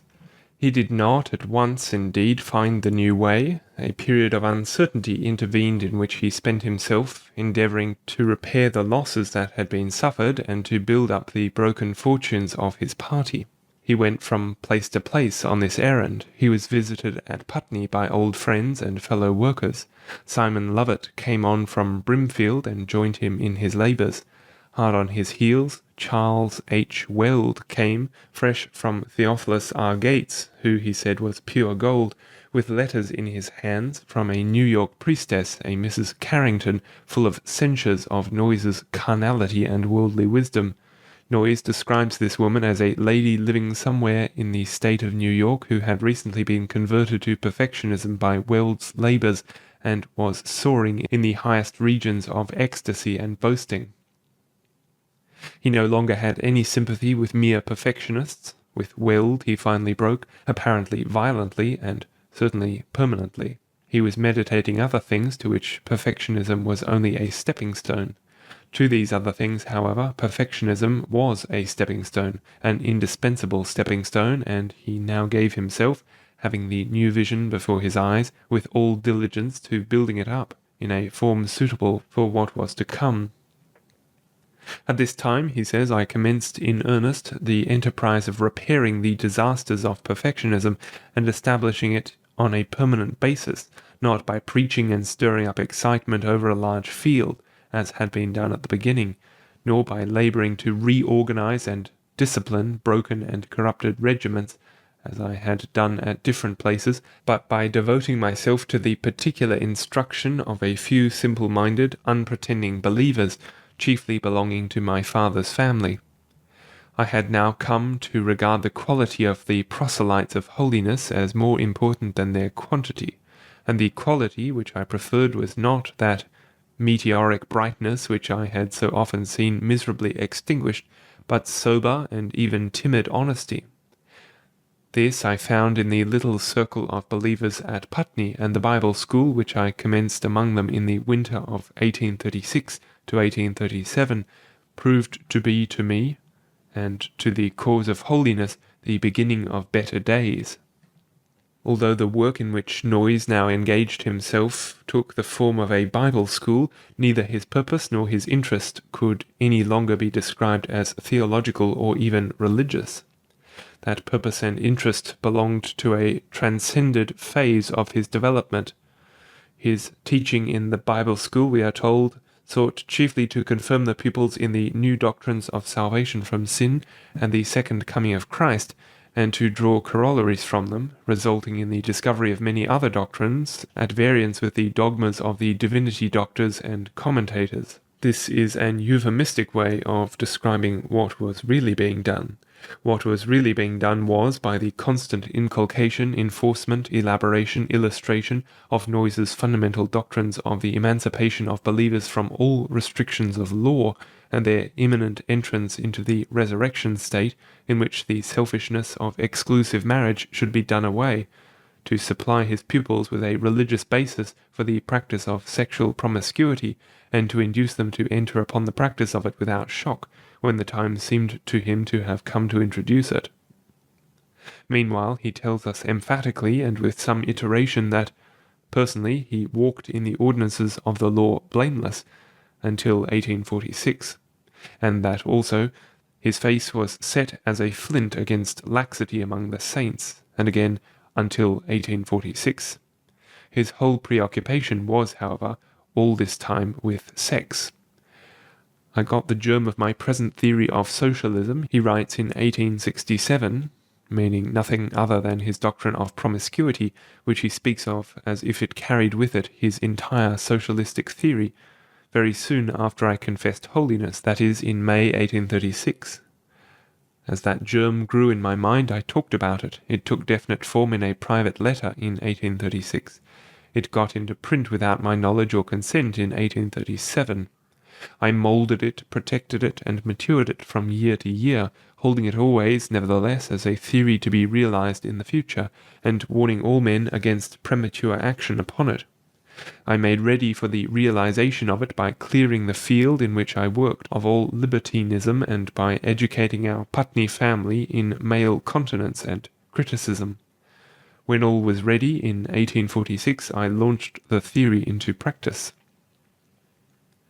Of course, Noyes, for that was his custom, rationalized his preoccupation with sex. That was, he said, his necessary preoccupation after doctrine had been displaced of. The first thing to be done, he writes more than once, in an attempt to redeem man and reorganize society, is to bring about reconciliation with God, and the second thing is to bring about a true union of the sexes. In other words, religion is the first subject of interest, and sexual morality the second, in the great task of establishing the kingdom of God on earth. Bible communists are operating in this order. Their main work from 1834 to 1846 was to develop the religion of the New Covenant and establish union with God. Their second work, in which they are now especially engaged, is the laying the foundation of a new state of society by developing the true theory of sexual morality.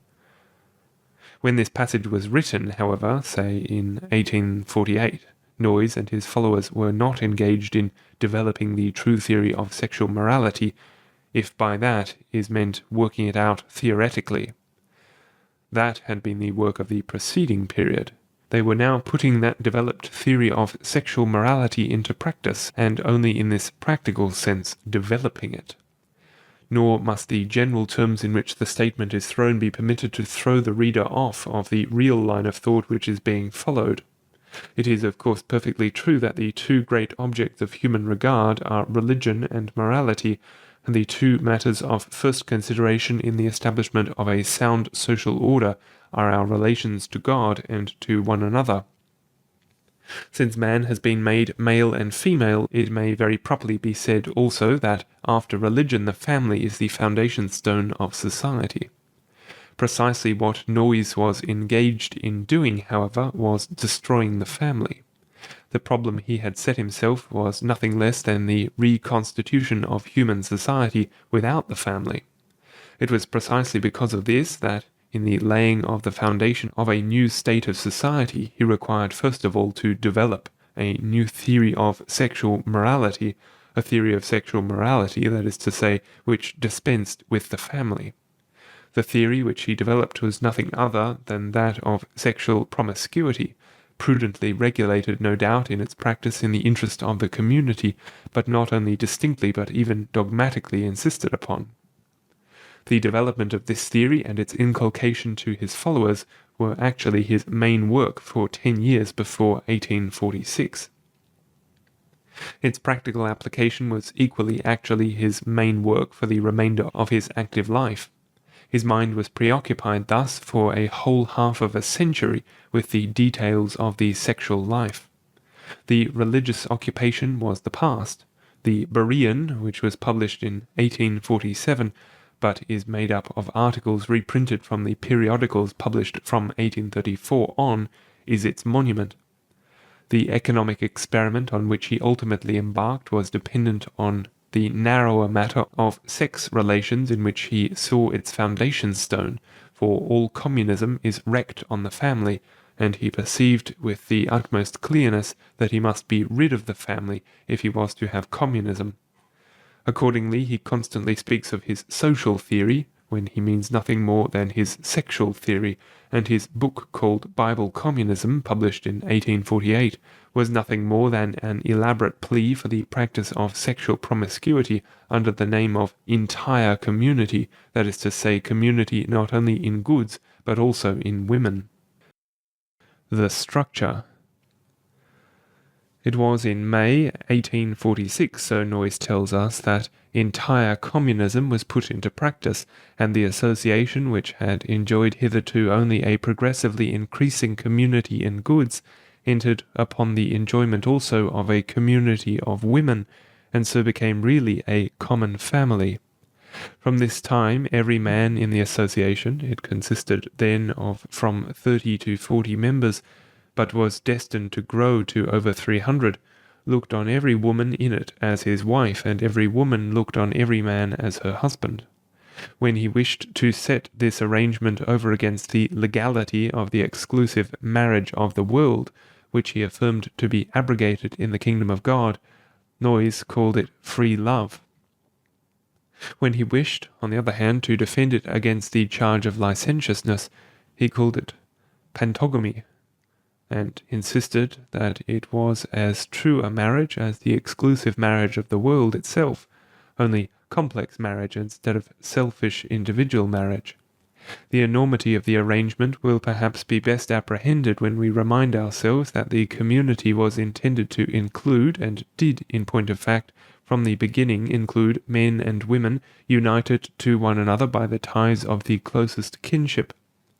A historian of the community, having in mind apparently only the law of promiscuity which reigned in it, cries out in shocked amazement that men of apparently reputable standing could be found, as they were found, to take their wives and daughters with them into such an arrangement.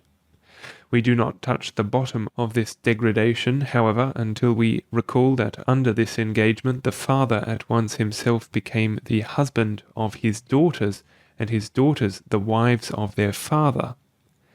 Children growing up in the community were, though they might be brother and sister, the prospective husbands and wives of one another, as well as of their own parents.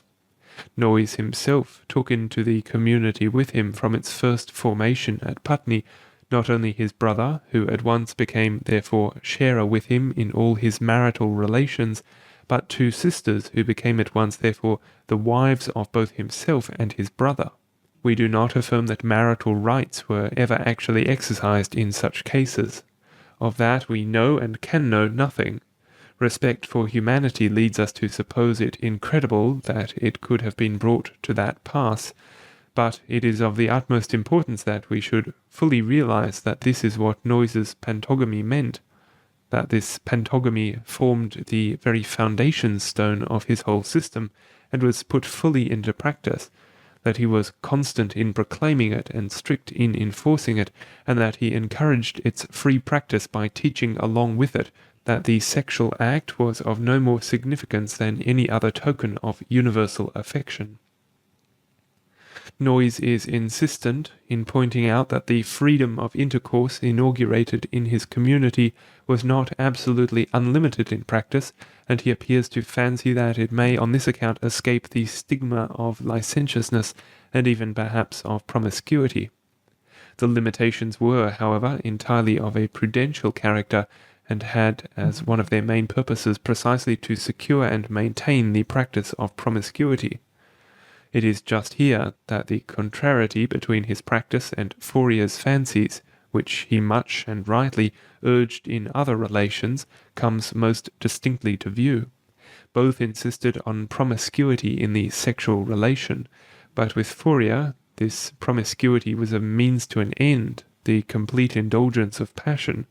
He sought, as Ralph Waldo Emerson puts it, the greatest amount of kissing that the human constitution admitted. With Noyes, on the other hand, it was not the amount of kissing which was the main concern, but its distribution. It was precisely promiscuity which was his end, and to secure that end everything else had to give way. For example, Fourier expected the young people to pair among themselves, of course purely spontaneously. If inclination led elsewhere, inclination naturally was to have its way, and he expected these young pairs to remain faithful to one another, at least during the ardour of their first love, of course again only because natural inclination would so determine it. Noyes apparently did not doubt that Fourier was right in supposing that this would be the natural course of things, but there was nothing which he more sternly repressed than any tendency among young or old to monopolize one another, as he would say. When any such tendency manifested itself, he required each of those concerned to pair with someone else. We learn that much suffering was caused by the enforcement of this measure. It had no other end than the maintenance of promiscuity. It was his policy also to repress all direct courtship.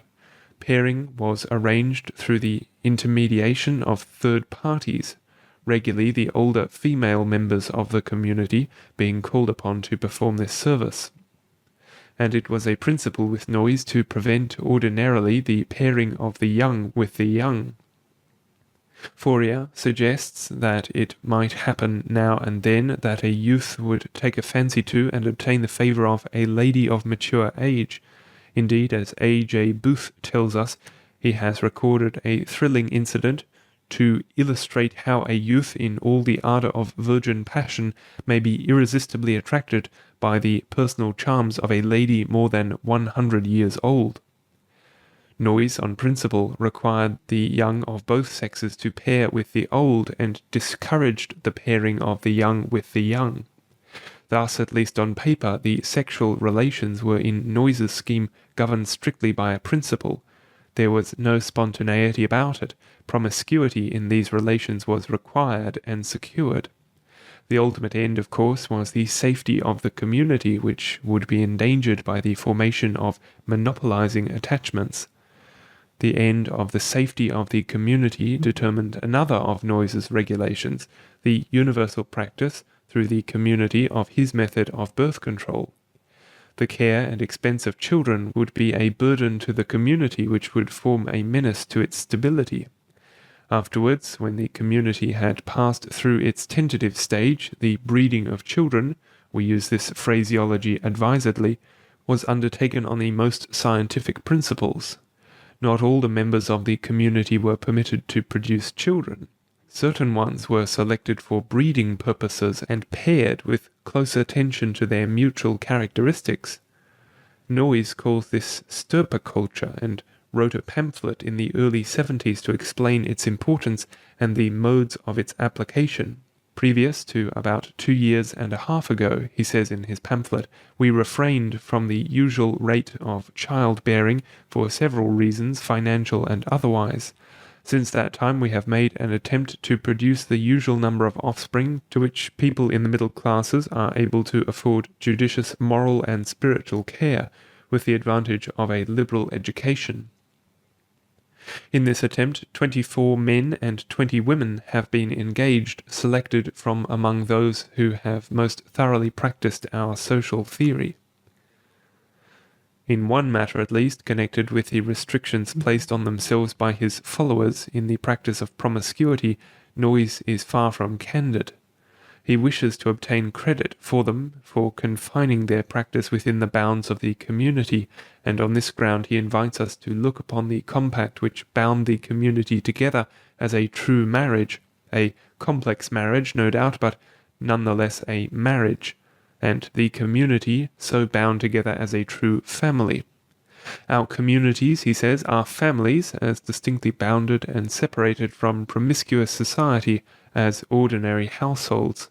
The bounding and separating of these communities from promiscuous society differed from the bounding and separating of families from that society, however, in being merely de facto, and, according to Noyes's most fervent preaching, temporary, affording only samples of what was soon to become universal and preparing the way to it.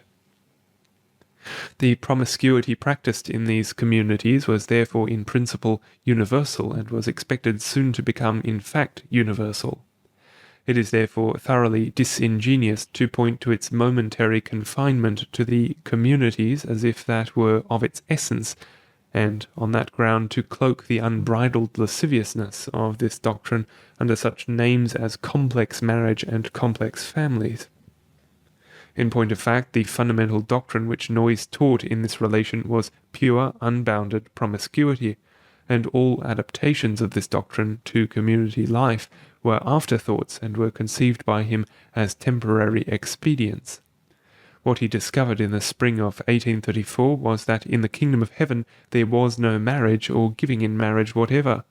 What he declared in 1845 was that the abolishment of worldly restrictions to sexual intercourse is involved in the anti-legality of the gospel, because such restrictions are incompatible with the state of perfect freedom towards which Paul's gospel of grace without law leads.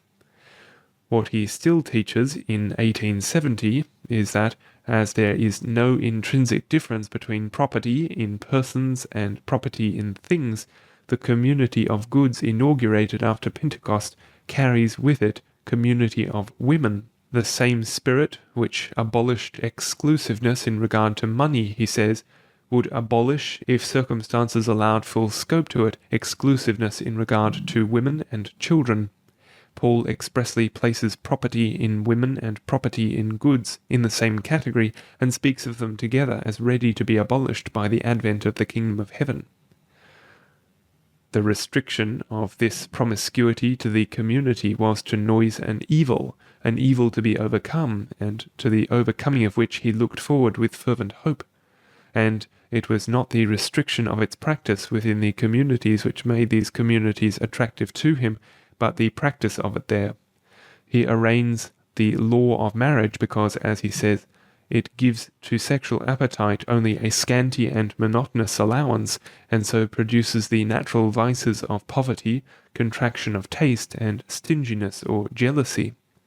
He praises a community home in which each is married to all, and where love is honored and cultivated, precisely because it will be as much more attractive than an ordinary home as the community outnumbers a pair, which, put brutally, is just to say that the sexual satisfaction increases with numbers.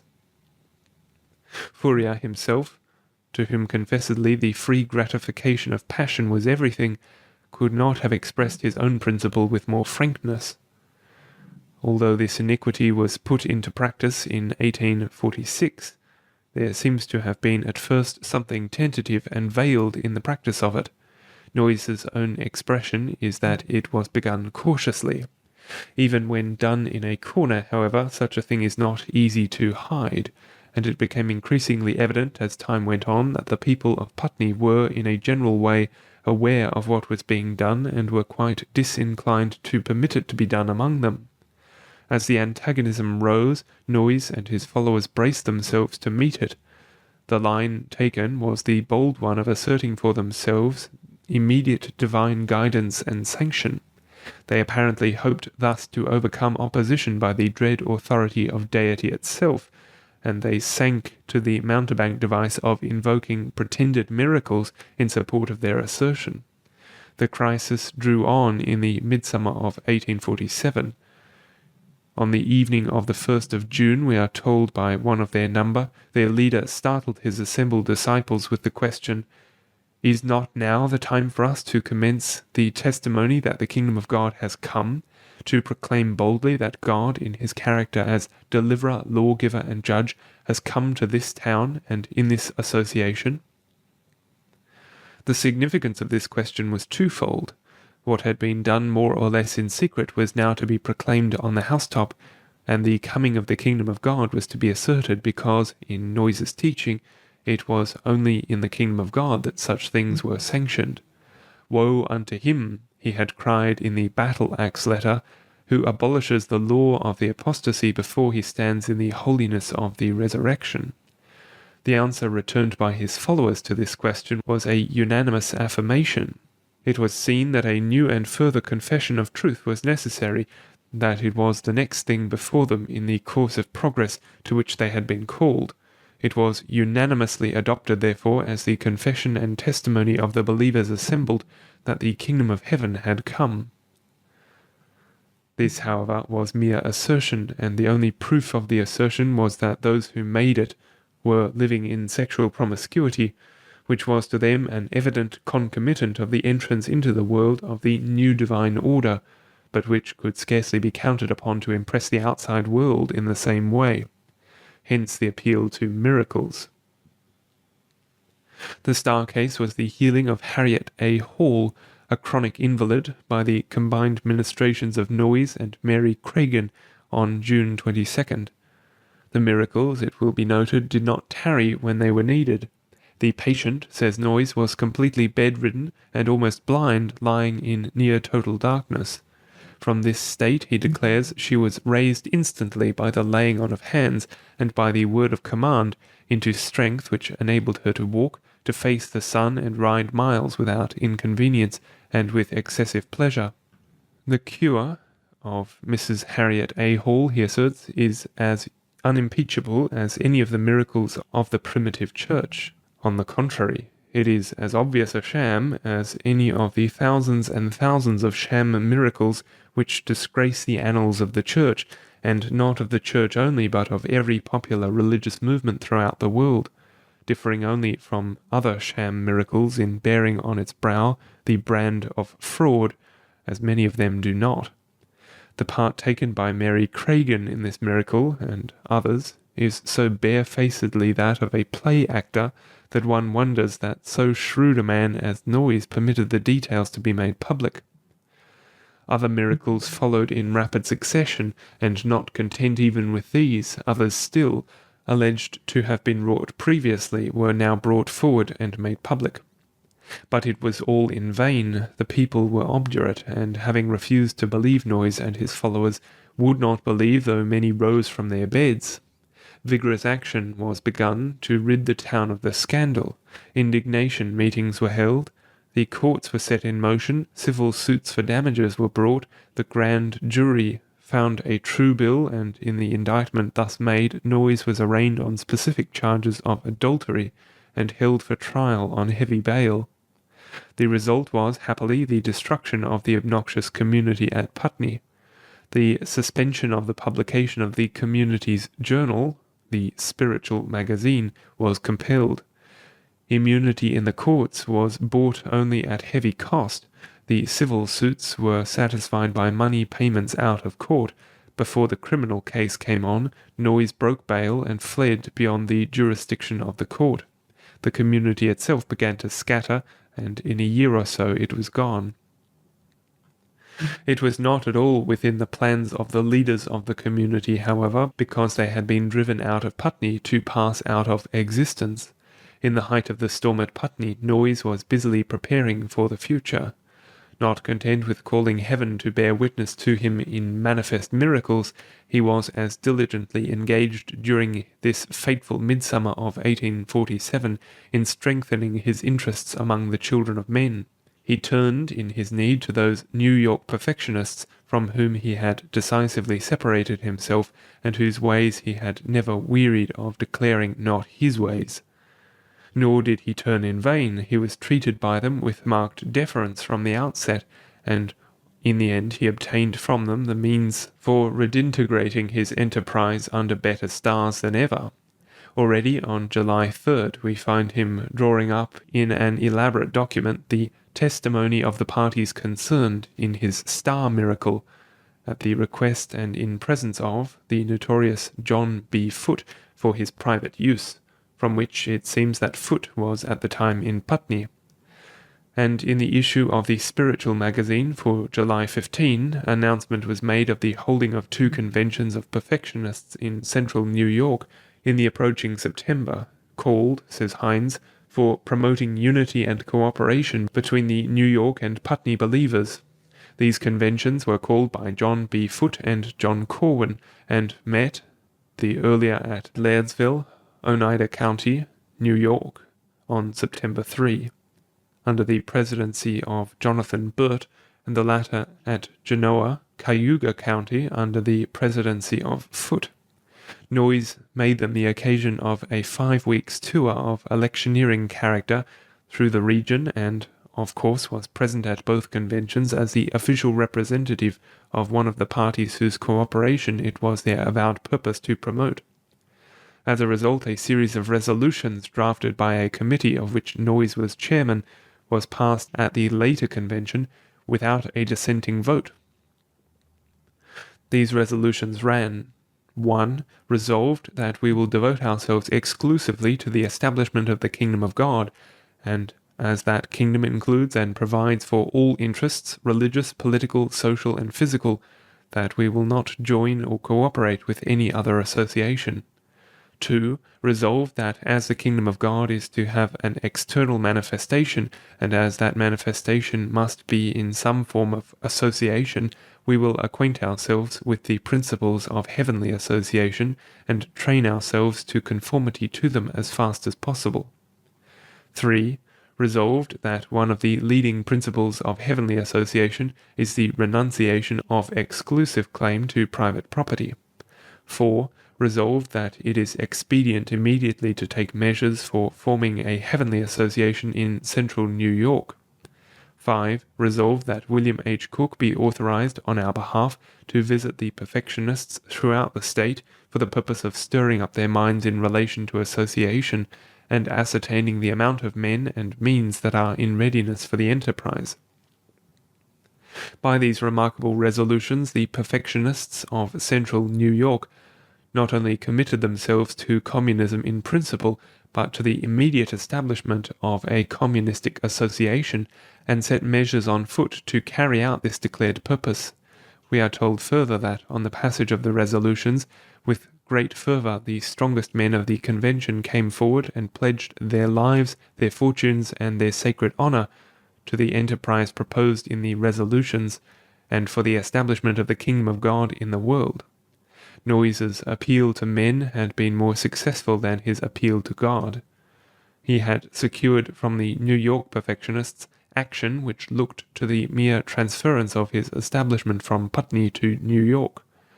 And that is indeed precisely what happened, but not with the smoothness and facility which appeared likely on a mere surface view of things.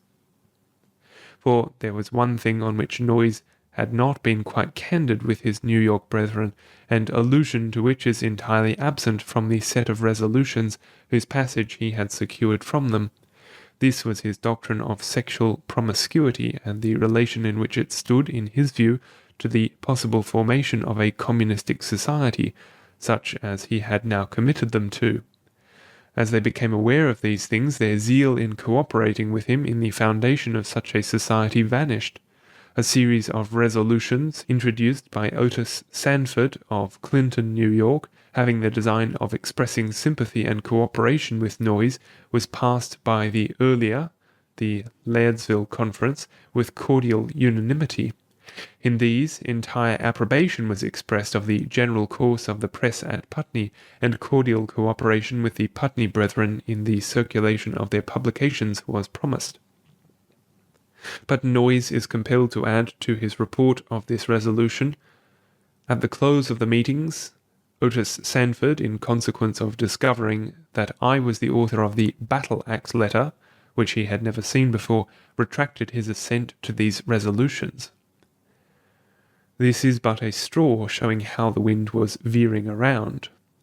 The sentiments of the brethren, in point of fact, underwent nothing less than a revulsion, which wrecked the whole great project which had been entered upon. There were those among them who had been involved in the indecencies of spiritual wifehood, but complete sexual promiscuity, and that as the very foundation stone of their society of saints was more than, with all their antinomian tendencies, they could stomach. As an eyewitness of what was happening writes, as soon as they heard of cross-fellowship and the fact that their chosen apostle was under bonds for the charge of adultery, they drew decisively back.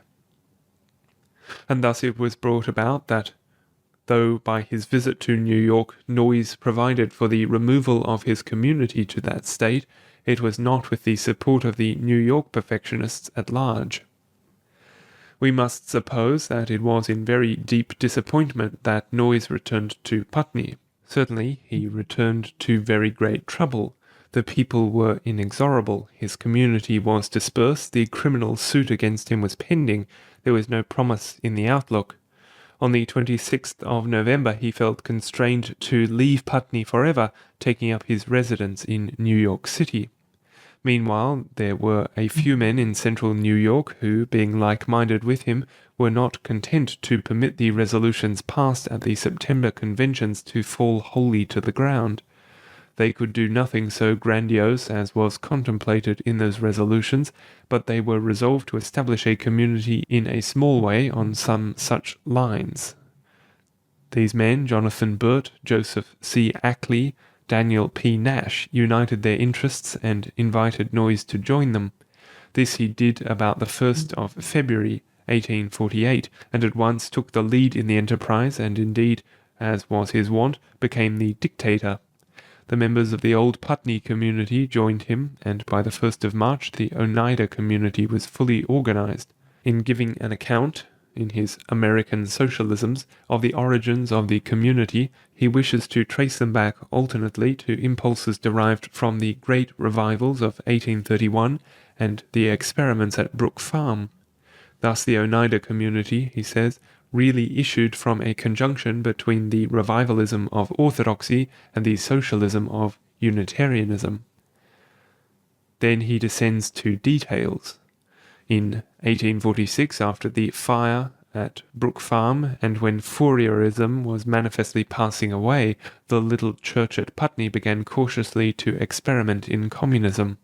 In the fall of 1847, when Brook Farm was breaking up, the Putney community was also breaking up, but in the agonies not of death but of birth. Putney conservatism expelled it, and a perfectionist community just begun at Oneida under the influence of the Putney School received it. After a quarter of a century of successful development, the exodus could be described in this poetical language. It was anything but poetry at the time.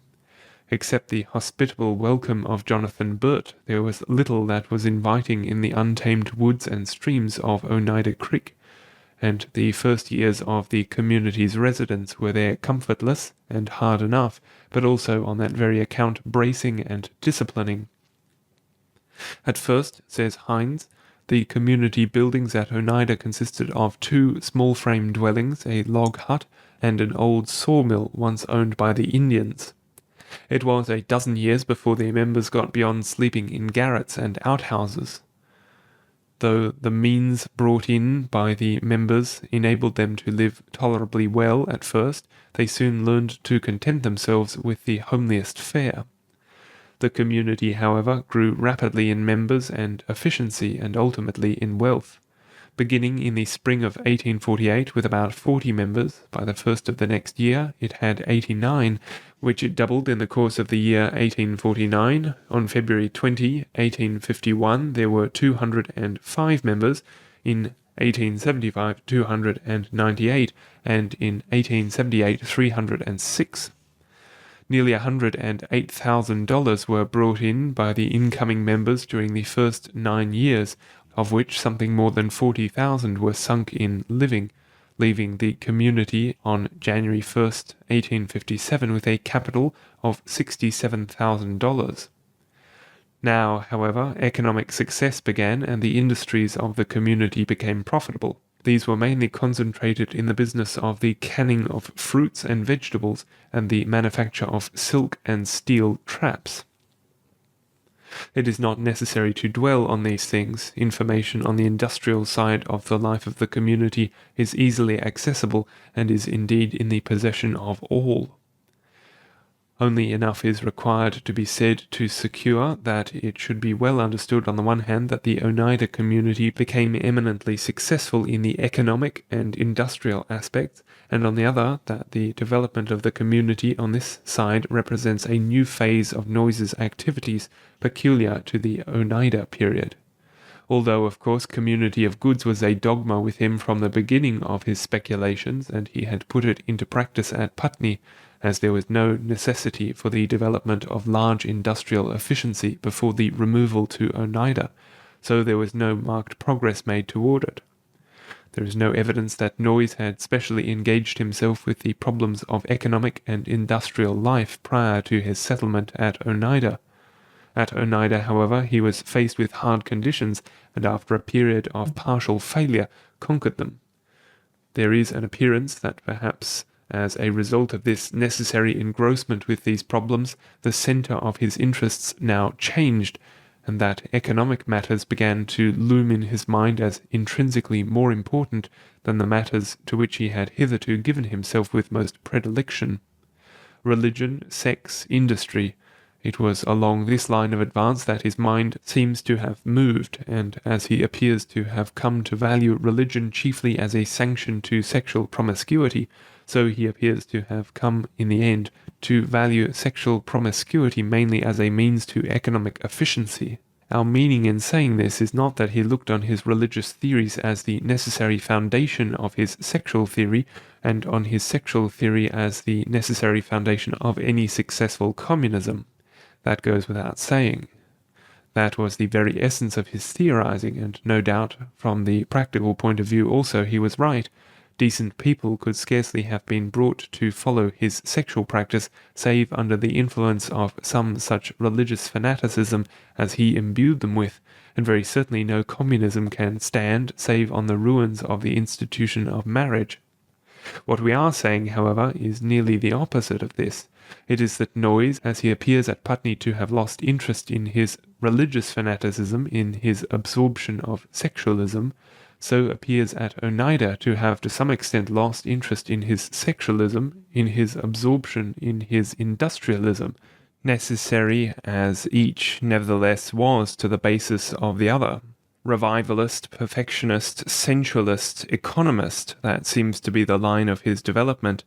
Not that he ever formally abandoned either his fantastic religious theories or his gross sexual doctrines, but that an industrial communism having been created on their foundation and now actually existing, he seems to have come to fancy that it might continue to exist and to function without their aid. In this he was certainly mistaken, as the event proved. It was precisely through its drawing back from these religious absurdities and sexual abominations that the community crumbled. It lasted just a generation, from 1848 to 1880, and that it was just a generation that it lasted was no accident. What it means is that it lasted so long as those were at the helm who had taken up the enterprise under the impulse of a strong fanaticism, and that it fell to pieces when the guidance came into the hands of a new generation which could not believe the things by which its fathers had lived. W. P. Garrison, writing in The Nation of September 4, 1879, as the process of its dissolution was beginning, remarks with great weight that the split in regard to sexual relations has come with the second generation was only what was to be expected. Nothing but a Chinese wall and the adoption of a conventional stringency would have prevented it. Nothing is surer than that the Oneida system of complex marriage was a reversion to barbarism, to ways repudiated by the race in its efforts to rise above the promiscuous intercourse of the brutes. All the attention it deserved at the hands of social philosophers was due to this fact, and to one other, that it was justified by an appeal to supernatural sanctions. What is most surprising in Mr. Noyes's message to the community in his declaration that he did not regard the hitherto existing sexual arrangements as essential parts of their profession as Christian communists. He had been saying this, it appears, for a year past, but 10 years ago in his work on American socialisms, he still held to the doctrine laid down in his Bible Communism in 1848, that restoration of true relations between the sexes is a matter second in importance only to the reconciliation of man and God, and that the sin system, the marriage system, the work system are all one and must be abolished together. Mr. Noyes has, we conceive, outlived his headship. His successor is the self-appointed head of the party which has become dissatisfied with complex marriage. In other words, there is no real successor. A revolution has taken place. The community, as it was, has suffered a mutilation which practically destroys its identity, and will by the coming historian be added to the list of extinct utopias. What was happening in the community could not easily be better described. Noyes was growing old and losing his hold on the community. Murmurings and disputings were heard on every side. The younger members had become skeptical both of Noyes's religious system and of his theory of sexual relationship, and restive under the control exercised over them. It was clear that a change of some sort was imperative. Noyes sought it in the first instance by retiring from the headship of the community and putting a younger and more vigorous man in his place. The man he chose for his successor was not unnaturally his own son, Theodore R. Noyes, and he may have hoped the more from the choice because this son was a leader of the disaffected party, certainly at least with reference to the religious aspects of it. The experiment was not successful, and Noyes was compelled to withdraw the appointment. The disaffection which had been smouldering was now in flames. There were some, no doubt, who were ready to acquiesce in any settlement commended to them by their tried leader, but there were now two embittered parties shut up together within the bonds of this family. The one could see nothing but a skeptic in the man who had dared to develop the fruits of the Spirit of Christ in any other way than through their prescribed methods of professing unqualified belief in some of the doctrines of traditional Christianity. The other was made up of enthusiastic supporters of the younger Noyes, and some of these, offended by his enforced withdrawal from the leadership, themselves withdrew from the family. At this period, a new factor entered the situation: external opposition. The tardily begun and tardily culminating protest of the people of the state of New York against the toleration in their midst of such a moral offence as the Oneida community constituted had now at last reached the point of effective action. The soul of this protest had been for a number of years John W. Mears, then a professor at Hamilton College, and the credit of bringing it through many difficulties to a decisive issue belongs mainly to him. We may date the beginnings of the end, doubtless, from the appointment by the Synod of Central New York in 1873 of a committee charged with the duty of conferring with other religious bodies and determining on what measures were feasible. And the end itself was foreshadowed when a conference called by J. W. Mears, F. D. Huntington, E. O. Haven, A. F. Beard, and E. G. Thurber met on February 14, 1879, in the University Building at Syracuse, New York, for the purpose, as it is brusquely reported in the Nation, of breaking up the Oneida community. This brusque language does not unfairly represent the temper of the convention. The Oneida community was recognized as intolerable, and every sort of difficulty had been raised to dealing with it decisively. It sheltered itself under the constantly repeated assertion that no law existed under which it could be proceeded against. As the lawyers put it, you cannot prove adultery without first proving marriage, and the Oneida people were not generally married. Sentimental objections to proceeding against them were also diligently advanced. The Oneida people were good citizens and good businessmen and good neighbors and good employers of labor. They were a model of order and sobriety and diligence. Why disturb them? Their morality? Well, said the Nation, the Oneida theory of the relation of the sexes is odious, no doubt, but it is the product of a crack-brained biblical exegesis and is sincerely held, and the sheriff can hardly kill it. All this was brushed aside by the convention. Morality, it said, is worth as much to a community as business ability, and if no law exists by which an end can be put to such flagrant immorality as flaunts itself in the Oneida community, Why, the sooner such a law is made, the better. So it appointed a committee to see if new legislation was really needed to meet the case, and if so, to set steps on foot to secure it. That committee met in June, enlarged its numbers, and very obviously got to business. It had become clear to every eye that the Oneida community was doomed. This had already become so clear to Noyes himself before the conference of February 19 met, that he approached that conference with a document which he caused to be distributed amongst its members, in which he practically promised that the community would adjust itself to any special legislation the conference might secure. The Oneida community should be compared with the Shakers, he pleaded, not the Mormons. Its members had always been peaceable subjects of civil authority. No seditious act had been charged upon them.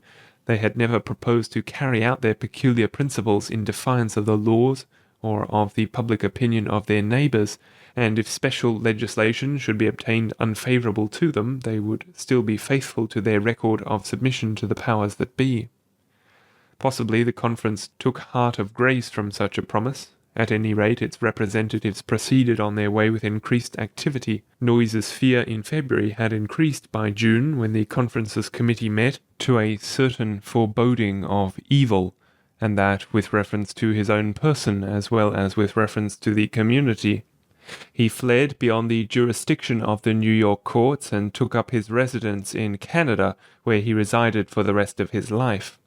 From this safe retreat he immediately, August 25, 1879, proposed to the community, which he had left behind him, a complete surrender of its obnoxious practices.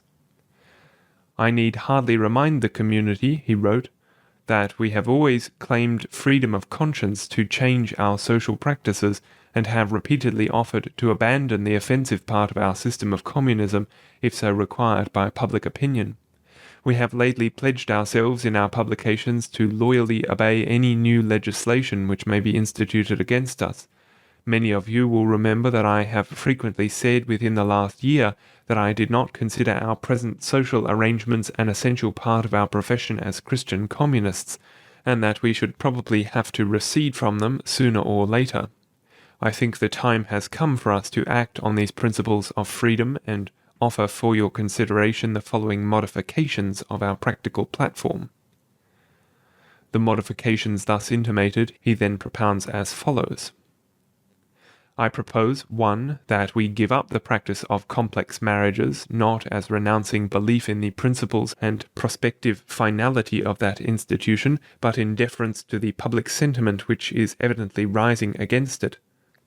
2. That we place ourselves not on the platform of the Shakers on the one hand, nor of the world on the other, but on Paul's platform, which allows marriage but prefers celibacy.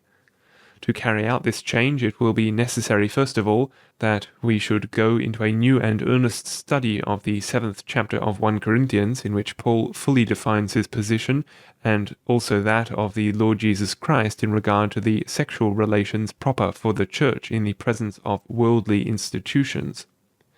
If you accept these modifications, the community will consist of 2 distinct classes, the married and the celibate, both legitimate but the last preferred. What will become of communism after these modifications, he now proceeds, may be defined thus. 1. We shall hold our property and business in common, as now. 2. We shall live together in a common household and eat at a common table, as now. 3. We shall have a common children's department, as now. 4. We shall have our daily evening meetings, and all of our present means of moral and spiritual improvement. Surely here is communism enough to hold us together and inspire us with heroism for a new career. With the breeze of general goodwill in our favour, which even Professor Mears has promised us on the condition of our giving up the immoral features of our system, what new wonders of success may we not hope for in the years to come?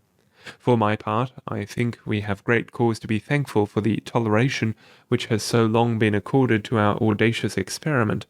Especially are we indebted to the authorities and people of our immediate neighbourhood for kindness and protection. It will be a great and gracious thing for us to relieve them at last of the burden of our unpopularity, and show the world that Christian communism has self-control and flexibility enough to live and flourish without complex marriage.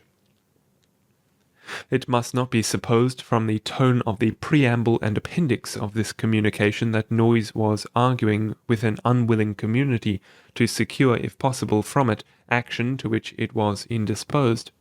He was really yielding to what had become the general demand of the community, but in doing so supplying them with a plausible account of their action, such as would as far as possible save their and his susceptibilities. The action of the community on this proposal was so immediate as to appear eager. The same number of the American Socialist, which prints the proposal, prints also this action. The above measure was considered by the Oneida community in full assembly, August 26, 1879, and its propositions accepted, and it is to be understood that from the present date the community will consist of two classes of members, namely celibates, or those who prefer to live a life of sexual abstinence, and the married, who practice only the sexual freedom which strict monogamy allows. The community will now look for the sympathy and encouragement which have been so liberally promised in case this change should ever be made. By this action, naturally, the bottom was knocked out of the agitation against the community. That agitation was directed solely against its immoral features, and these were now abandoned. But the bottom, haply, was by it knocked out of the community also. It was precisely in its system of complex marriage that the coherence of the community existed. That was the cement which held it together. That gone, everything was gone. If Noyes cherished any real expectation that the community would seek to prolong its existence on the new social platform which he outlined for it, he was quickly undeceived. No celibacy for it. Before the close of the year, in addition to those cases in which there was a resumption of former marriage relations, there were 20 marriages in the community, and the chronicler adds, the work continued apace, and in a few years scarcely half a dozen remained unmarried. And no more communism for it. The change here was scarcely more difficult to manage, and was no less decisively carried through. By the end of the year 1880, all communistic features had been eliminated, and the community had become an ordinary joint stock company, carrying on as such the large business enterprises which had been developed. Noyes himself, writing in 1885, enumerates for us the steps in the process by which his life work was undone. On the 20th of August, 1879, I proposed that the practice of complex marriage be given up. On the 26th, my proposition was adopted by the community unanimously. On the 28th, it was published to the world, and was received by the press generally with commendation. From that time, the proposal of a general change from communism to private ownership and joint stock began to be agitated in the Oneida community. It was discussed carefully and peaceably, and after 16 months of study and preparation of details, communism of property was given up, as complex marriage had been before it, and on the 1st of January 1881 the joint stock company, called the Oneida Community Limited, took the place of the Oneida Community. There were naturally some in so large a community who regretted this final change and would fain have preserved, if not a completely communistic organization, yet as many communistic features in their organization as possible. But there seems to have been no doubt, either in the sentiment of the community at large or in the minds of their responsible leaders, that this was a case in which it is the first step that counts, and that the abandonment of complex marriage was in fact the abandonment of communism and should be acted on as such. In this they were undoubtedly right.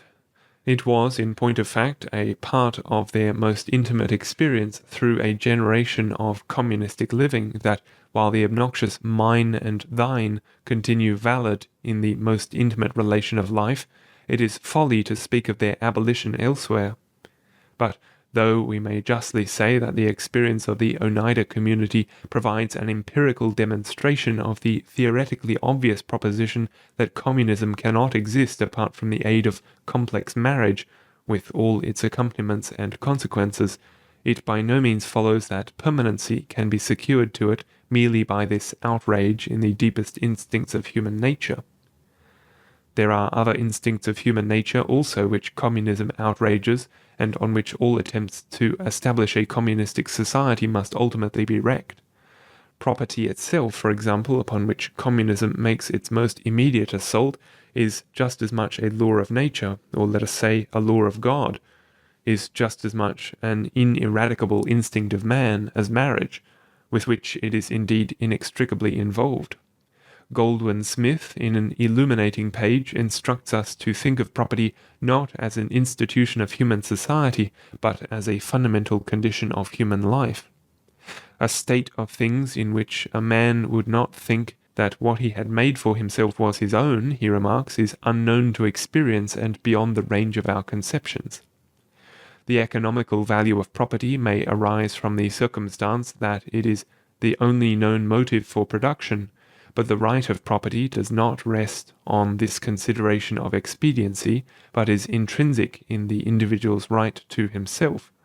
This right he can never yield, and all attempts at communism, which are at bottom only attempts to deprive men of their ineradicable rights to themselves and the fruits of their own activities, are bound to break to pieces in the end on these primeval instincts of the race. The persistence of the Oneida community for a generation suggests nothing to the contrary. It was not a self-subsisting communistic state. Economically considered, it was only a limited commercial association pooling its earnings and living parasitically on the surrounding community.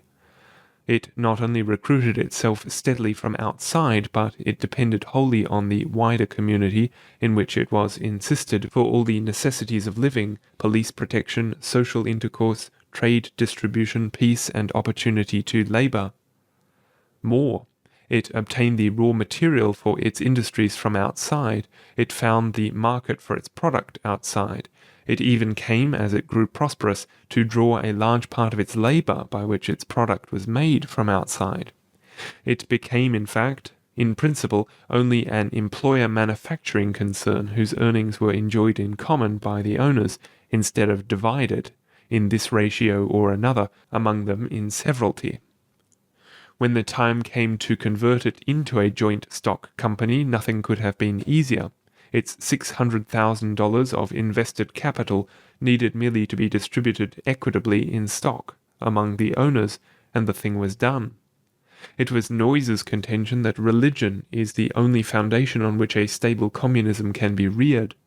He does not seem to have been very exigent as to what the nature of this religion should be. The role which he assigned to it in his speculations was to chasten and discipline the spirit for the hardships and restrictions demanded by community life. What has wrecked the communistic societies which have sprung up so luxuriantly in America has been largely, he says, the influx into them of idle, selfish, designing men. General depravity, he says, is, according to the universal testimony of experience, the villain of the whole story, a truth much more profound than apparently he was intending to express. May it not be, he asks, that the tests of earnest religion are just what are needed to keep a discrimination between noble and lofty souls and the scamps?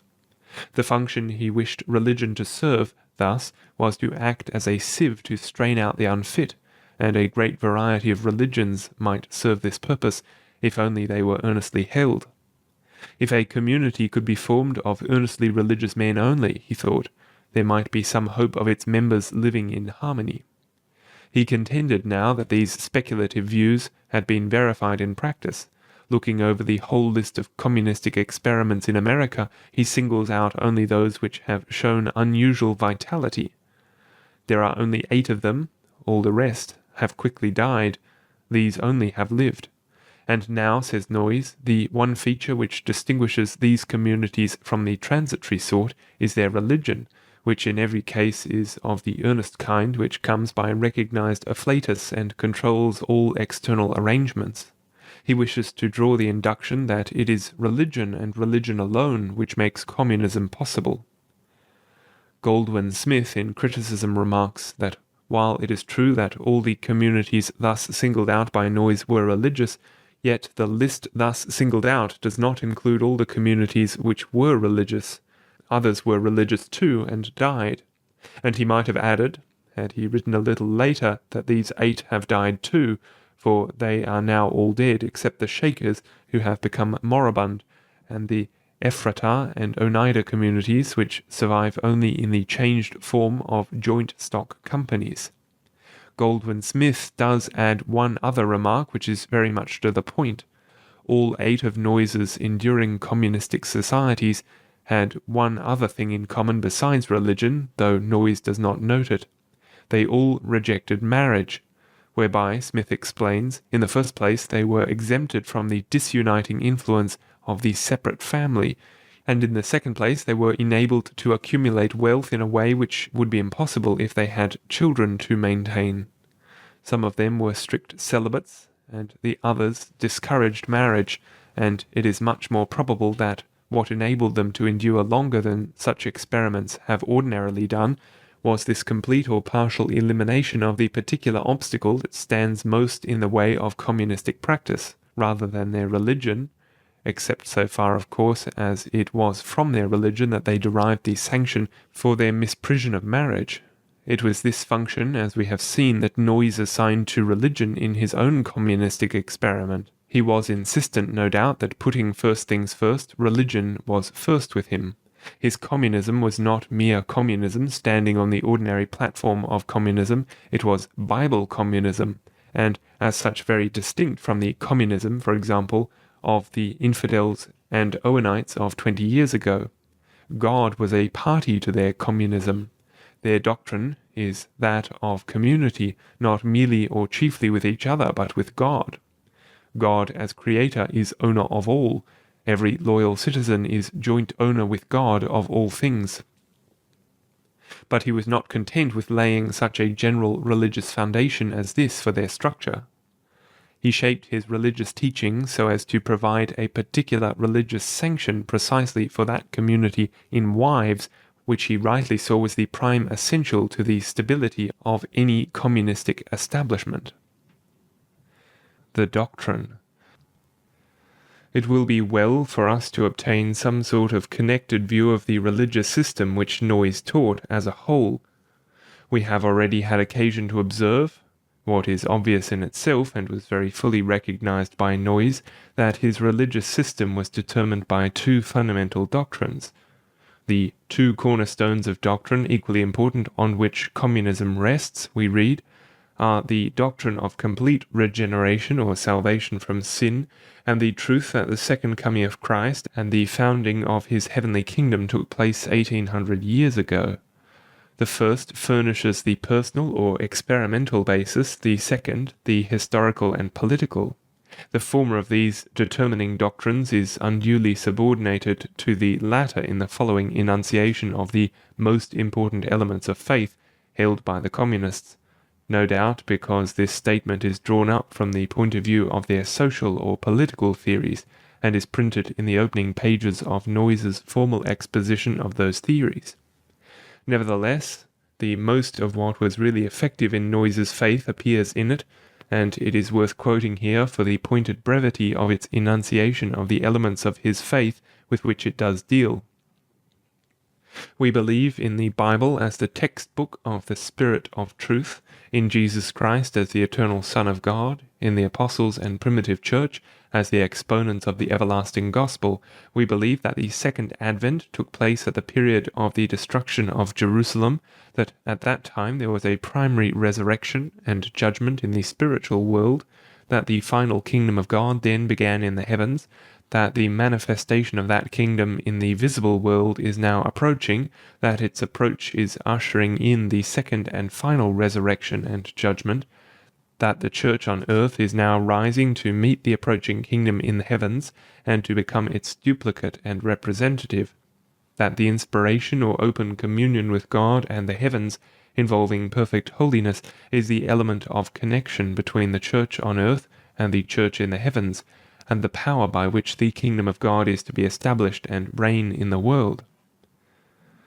There is no lack of comprehensive statements of Noyes's faith. He was rather fond of framing series of articles of faith or doctrinal theses.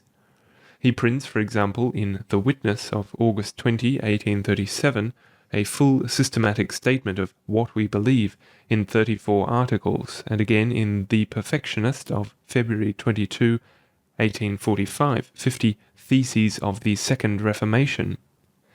Each of these fairly covers the whole ground of his faith. We may, however, perhaps content ourselves, for such a general glance over the entire system, with the shorter series of articles printed in the preface to the Berean.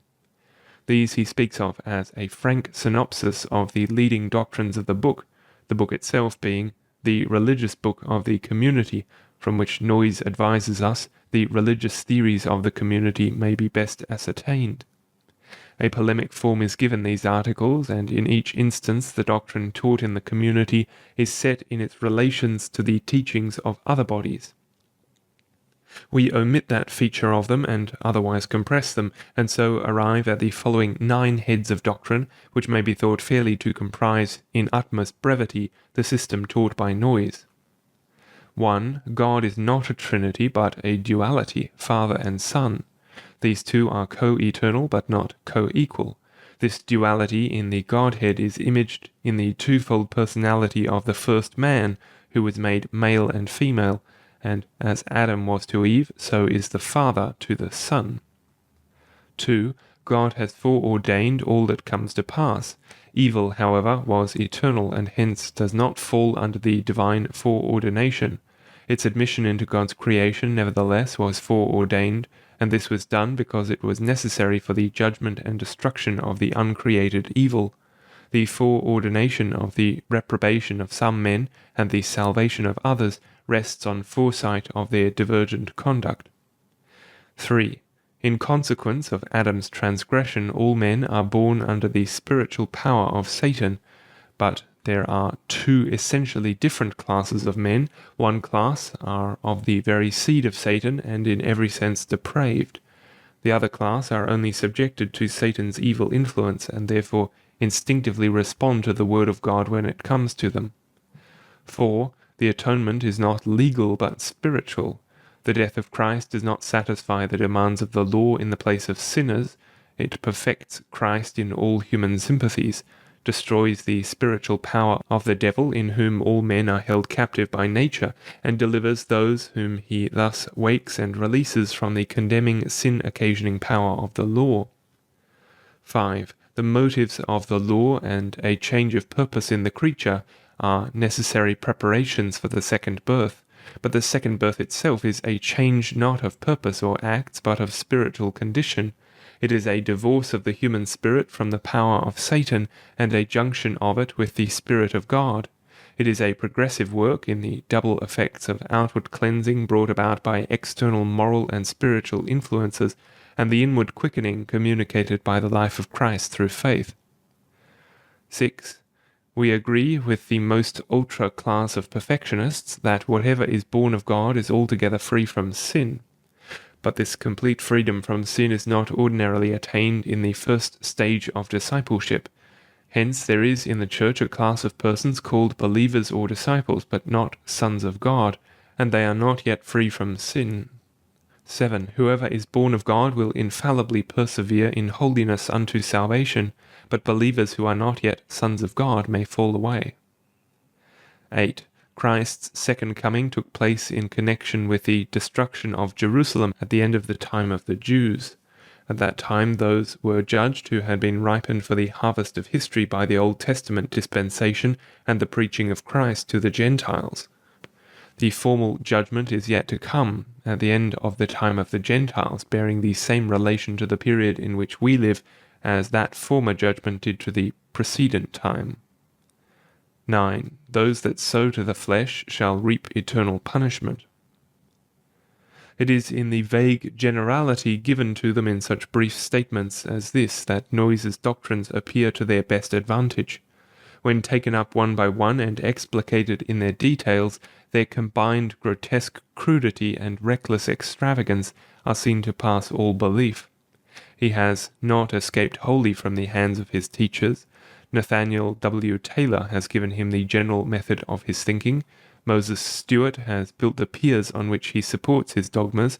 the fanatical perfectionists of Central and Western New York have supplied to him their fundamental content. But he has rounded out the outline and filled in the chinks with material derived from the most outlandish sources, giving to the whole an aspect both fantastic and in the highest degree repellent.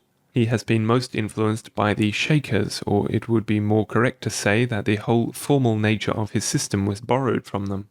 They taught, for instance, that God is a dual person, male and female, that Adam was also dual, having been made in God's image, that all angels and spirits are also both male and female, and that the distinction of sex in mankind is eternal, inhering in the soul itself. They taught also that the second coming of Christ had already taken place, that the Church has been apostate since the primitive age and is only now in themselves being rebuilt, that the kingdom of heaven and the personal rule of God is now in process of restoration, that the old law has been abolished and the direct intercourse between heaven and earth has been renewed, that sinlessness of life is not only a possibility but an obligation, that the use of marriage has ceased, and that death itself has passed away and become only a change of dress, a shedding of the visible robe of the flesh and assumption of the invisible glory of the Spirit. To every one of these items of Shaker teaching, Noyes presents a clear counterpart.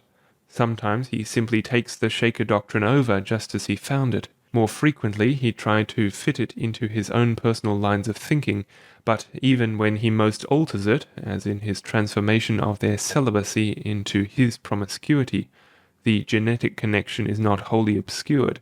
He has not contented himself, however, with borrowing from the Shakers. He has not disdained to pick up fragments of notions from what appears to have been his students' reading of the early history of the Church, and thus to embroider his doctrine with scraps of all sorts of outworn heresies. Thus, for example, he has thus given it especially the odd aspect of a revival of Gnostic dualism. The place which the dualistic principle takes in Noyes's theological constructions is nothing less than astonishing. We have seen that, following the Shakers, he conceives God as a dual being consisting of the Father and the Word, and if he does not go on with the Shakers and proclaim him flatly in his duality, male and female, he fails of this by the narrowest of margins. He speaks of the law of duality which is indicated in all nature and suggested by the creation of the first pair, and then of this law he declares that it takes its rise from the constitution of God himself, who is dual, the Father and the Son, in whose image man was made, male and female, and of whose nature the whole creation is a reflection. Nature being a reflection of the nature of God, we may of course learn what God's nature is from nature.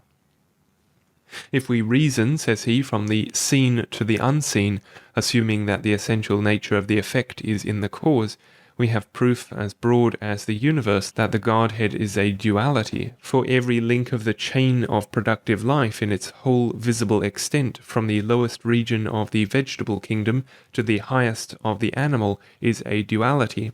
The distinction between male and female is as universal as vitality, and all visible evidence goes to prove that it is the indispensable condition of reproduction, that is, of vital creation. If we find two elements in all the streams of life, why should we not infer that the same two elements are in the fountain? If this reasoning has any validity whatever, it proves not merely that there is a duality in the divine being, but that the duality takes the specific form of a differentiation into male and female. Accordingly, we find Noyes saying, "We are led to the simple conclusion that the uncreated Creator, the head of the universe, like the head of mankind, and the head of every family, though one, is yet twain." Mark 10:8. In a word, that the creation has a father and a mother. And his formal confession of faith runs, "We believe not in the Trinity, nor in the unity, but in the duality of the Godhead, and that duality, in our view, is imaged in the twofold personality of the first man, who was made male and female." Genesis 1:27. He does, to be sure, add, "As Adam was to Eve, so is the Father to the Son," i.e., he is the same in nature, but greater in power and glory, and this can hardly be understood otherwise than as confining the difference between the Father and Son substantially to one of power and glory. And elsewhere he certainly argues at considerable length for this general idea. Perhaps his most lucid explanation of his meaning, however, is conveyed in the followed extended sentence. I do regard the Father and the Son as two spirits who bear a similar social, not physical, relation to each other as that which exists between man and woman, one of whom is greater than the other, as the man is greater than the woman, who love each other and have pleasure in their fellowship, as man and woman love and have pleasure in spiritual fellowship, who are the joint parents of all created things, as man and woman are the joint parents of their offspring, who are thus the prototype in whose image Adam and Eve were made. If this, however, be all that Noyes meant, there certainly is less in his conclusion than in his premises. If the sexual distinction in God may be understood, however, only of a differentiation in him of those spiritual qualities and modes of action which we associate with the two sexes as known to us among men, the same cannot be said of any other living beings. All other living beings besides God are veritably male and female. This is true, for example, of the angels. I confess, writes Noyes, I see nothing very horrible in the idea of there being sexual distinctions in the angelic race. If the distinction of spirits, the twofold life, which I have described in what I have said of God, exists in the angelic nature, as I believe it exists in every living thing, from God to the lowest vegetable, I see no very alarming reason why that distinction should not be expressed in the bodily form of angels as well as man. Of course, this involves the assignment of a corporeal nature to angels, and this Noyes does without hesitation, and then proceeds to interpret Genesis 6:1 and 2, Jude 6 and following, of carnal sinning on their part. Not only does sex distinction thus exist in the angels, it persists also in the disembodied souls of men. The human soul is not, in Noyes's view, however, pure spirit, which itself is thought of by him after the analogy of what he calls fluids, that is to say, the imponderable fluids of the old physicists, electricity, galvanism, magnetism, light, heat, and therefore at least after a material image. It is the product of the union of this spirit, of the increate spirit, which is the breath of God and the dust of the ground. It is thus, he says, a modification of spirit produced by union with a material body. It takes the form of the body and its size and parts, and receives into itself some of the properties of matter. As Adam's body was spiritualized matter, so conversely Adam's soul was materialized spirit. The soul thus stands between spirit and matter. The materialization of the spirit in the soul gives it its individuality and immortality. Had it not been thus materialized on the release of the spirit from the body, it would return to the abyss of life whence it came, but it has entered into the soul, into a materialized or partly indurated state, and so persists in separation from the body. On the other hand, as the whole nature of God is in the breath of God, the spirit which enters into the composition of the soul of man is still in communication with God and assimilated to him. This dualism of sex, characterizing the mode of existence of all animal being, is, however, far from the whole of the dualism which Noyes teaches. Beneath it he discovers an underlying ontological dualism according to which an eternal God stands over against an eternal matter. And side by side with this, not identical with it, he discovers yet another eternal dualism, an ethical dualism, dividing the realms of spirit itself between the principle of good, which is God, and the principle of evil, which is the devil. Creation with him is not ex nihilo, but out of pre-existent uncreated material, and if we ask him whence this material came, he claims the right to reply by another question, whence did God come? All creation, however, if we can speak of creation when nothing is really originated, is from God. It is not parcelled out between God and the devil. Not that sin or death originated in God or any of his works, or that God by creation by decree or by permission, gives birth to evil. The ultimate cause of all evil is an uncreated evil being, as the ultimate cause of all good is an uncreated good being. But evil enters the realm of created being subsequently to its creation, God permitting it so to enter into his creation because only in this field can he grapple with it and destroy it, an authentic Manichaean trait. By this fall, Adam, who was a creature of God, came under a divided dominion. The streams from the two eternal fountains flowed together in him. His spiritual nature was primarily good, as proceeding from good, but secondarily evil, as propagated by the devil. It seems, however, that though propagating his offspring in his own likeness, the two elements of his compound character were distributed unevenly among them. God and the devil strove for mastery over them, and the result was two distinct classes of men, in one of which good, in the other evil, predominates. As the offspring of Adam's body was twofold, distinguished into male and female, part following the nature of the primary and part the nature of the secondary parent, so the offspring of his spiritual nature was twofold, distinguished, like that nature, into good and evil, part following the character of the primary and part the character of the secondary spiritual element. In other words, Adam has two sorts of children, one of them like himself, primarily of God, secondarily of the devil, of whom Abel was a specimen. The other primarily of the devil and secondarily of God, of whom Cain was a specimen. Thus mankind are divided spiritually into two classes of different original character, proceeding respectively from uncreated good and evil. The depravity of mankind, then, is of two sorts. The seed of the woman are depraved, as Adam was after the fall, not in their original individual spirits which are of God, but by their spiritual combination with and subjection to the devil. On the other hand, the seed of the serpent are depraved as Cain was, not only by combination with and subjection to the devil, but by original spiritual identity with him. They are not only possessed by the devil, but are radically devils themselves. There are thus two radically different kinds of men in the world, differing by nature, not by grace, and by their natural difference determining the difference which they manifest under grace. To put it shortly, the one kind of man is accessible to grace, the other intrinsically inaccessible to it.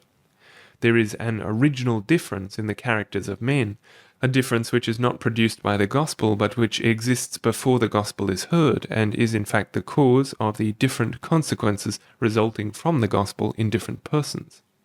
The gospel, no doubt, is presented to all alike, but there are some who cannot receive it, while others are so far honest and good that the word, when it comes to them, is gladly received.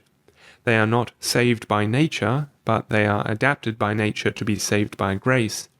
Human nature, says Noyes, reverting as is his wont to sexual imagery, is a female which conceives and brings forth sin or righteousness according as it has Satan or God for its husband, which is only a lame figure by which he means to say that those men who are in the deepest depths of their nature of God are saved, those who are in the deepest depths of their nature of the devil are lost. God, being a prudent person, does not attempt to save those who are by their very nature lost. The gospel, which is sent indiscriminately into the world, reaches them, of course, as well as others, though only to manifest by its rejection their real character. But in all the hidden operations of his grace he confines himself to those who are salvable, electing them to salvation and reprobating those whom he knows in his infinite foreknowledge to be inaccessible to his saving operations, to eternal misery. With this ontology behind him, Noyes' soteriology naturally takes the form fundamentally of the destruction of the evil principle in the world. Christ came primarily to destroy the devil and to deliver those who have been taken captive by him from his domination, that is to say, those of them who are capable of this deliverance.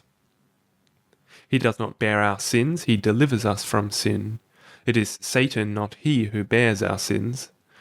The penalty of all sin is actually inflicted on the devil, who is actually the author of it. Here is no evasion, no substitution of an innocent person for an offender. The law has its course, man is saved, not because God abrogates the law or evades it by a fiction, but because he rightfully imputes the sins of which men are the instruments to the devil as their real author. If it be the devil, however, who expiates our sins, it is Christ who delivers us from them.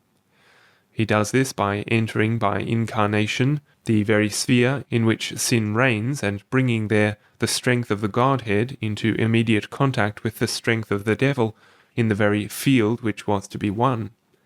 A twofold effect was sought and was obtained. On the negative side, men were to be freed from the dominion of the devil. On the positive, they were to be effectively united with God.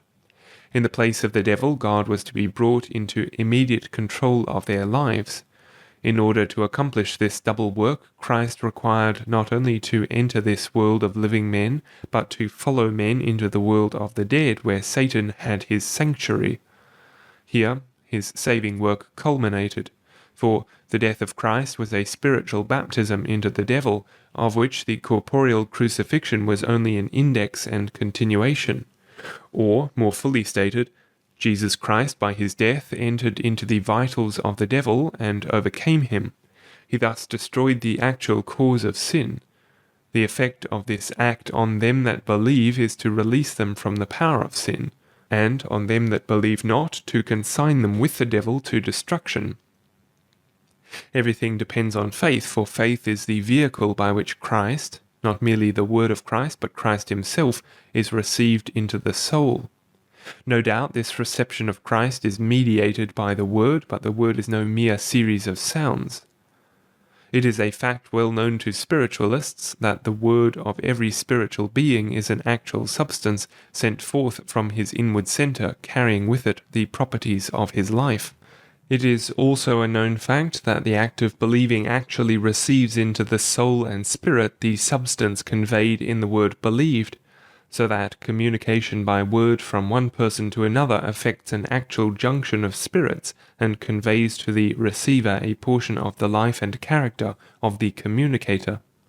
Thus, by believing, we receive Christ, his flesh and blood, which does not mean his material body, but a spiritual substance of which his material body was but the envelope, his soul and spirit belonging to his pre-existent state, a spiritual body and a life within it. Receiving this, we become sons of God and partakers of the eternal life of the Father. Our salvation shows itself in 4 great benefits which we enjoy: salvation from all sin, security from all future sin, deliverance from external law, independence of all human teaching. We have become one with Christ and thereby are freed from the evil one, and these things are the mark of our emancipation.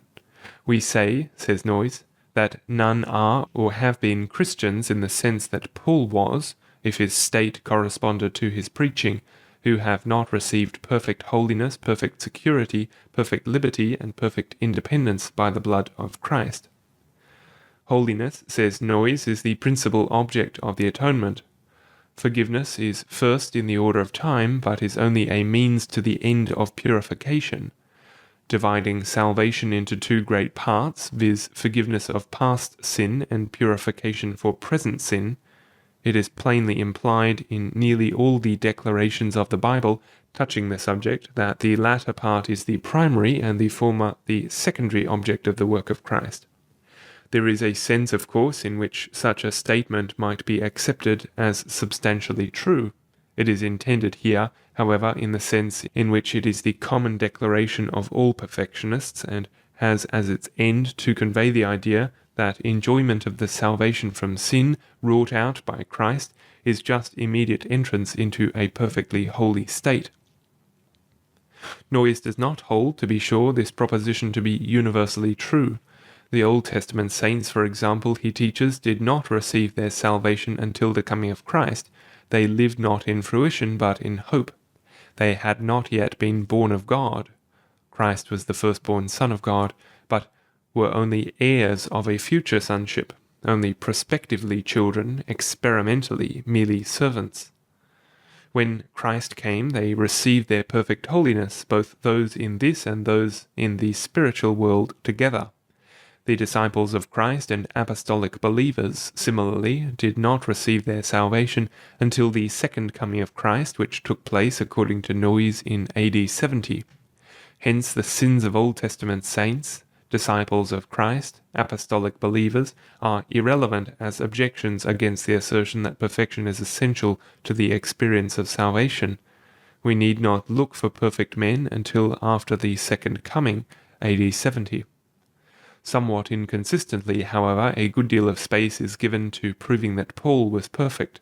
Of course, Noyes begins by setting aside Romans 7:14 and following, Philippians 3:12 and following, 1 Corinthians 9:27, this passage no doubt rightly, 2 Corinthians 12:17, 1 Timothy 1:15, and ends with Paul's assertions of his own integrity. Ritschl could not have done it better. There are visible in the Apostolic Church, he says in explanation, two distinct classes of believers, immature and mature. 1 Corinthians 2:6, and the mature, of whom Paul was one, were perfectly holy. This class grew in number and distinctness, till at last, when John wrote his epistles, perfectionism was fully developed, and had become the acknowledged standard of Christian experience. Quoting the passages in 1 John which are ordinarily relied on in this sense, he comments, "If this is not perfectionism, we know not how, by human language, perfectionism can be expressed." There is left, he admits, one little text, 1 John 1:8, but when rightly understood, this does not run athwart the others. It refers to pre-perfection sins. We think it not uncharitable to say, he remarks, that they who persist in construing this verse as opposed to the doctrine of salvation from sin, or in regarding it as sufficient to offset all the plain assertions scattered through the whole epistle, that perfect holiness is the only standard of true Christianity, belong to that class of persons who strain at a gnat and swallow a camel. It would be hoping too much to expect that Noyes could wholly escape the universal tendency of perfectionists to explain the perfection which they assert as something less than perfect. When answering objections to his doctrine, he tells us, for example, that to be perfectly holy is not necessarily to be free from infirmity. We mean by perfect holiness, he says, adding, using the expression in its lowest sense, simply the purity of heart which gives a good conscience. This is a very ambiguous statement.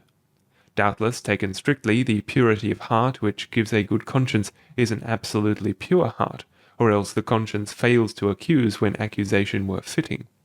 But, employing the language in its current meaning, something very far from perfect purity may be expressed by it, and that Noyes is employing the language in this lowered meaning, an illustration he adduces in connection with it sufficiently proves.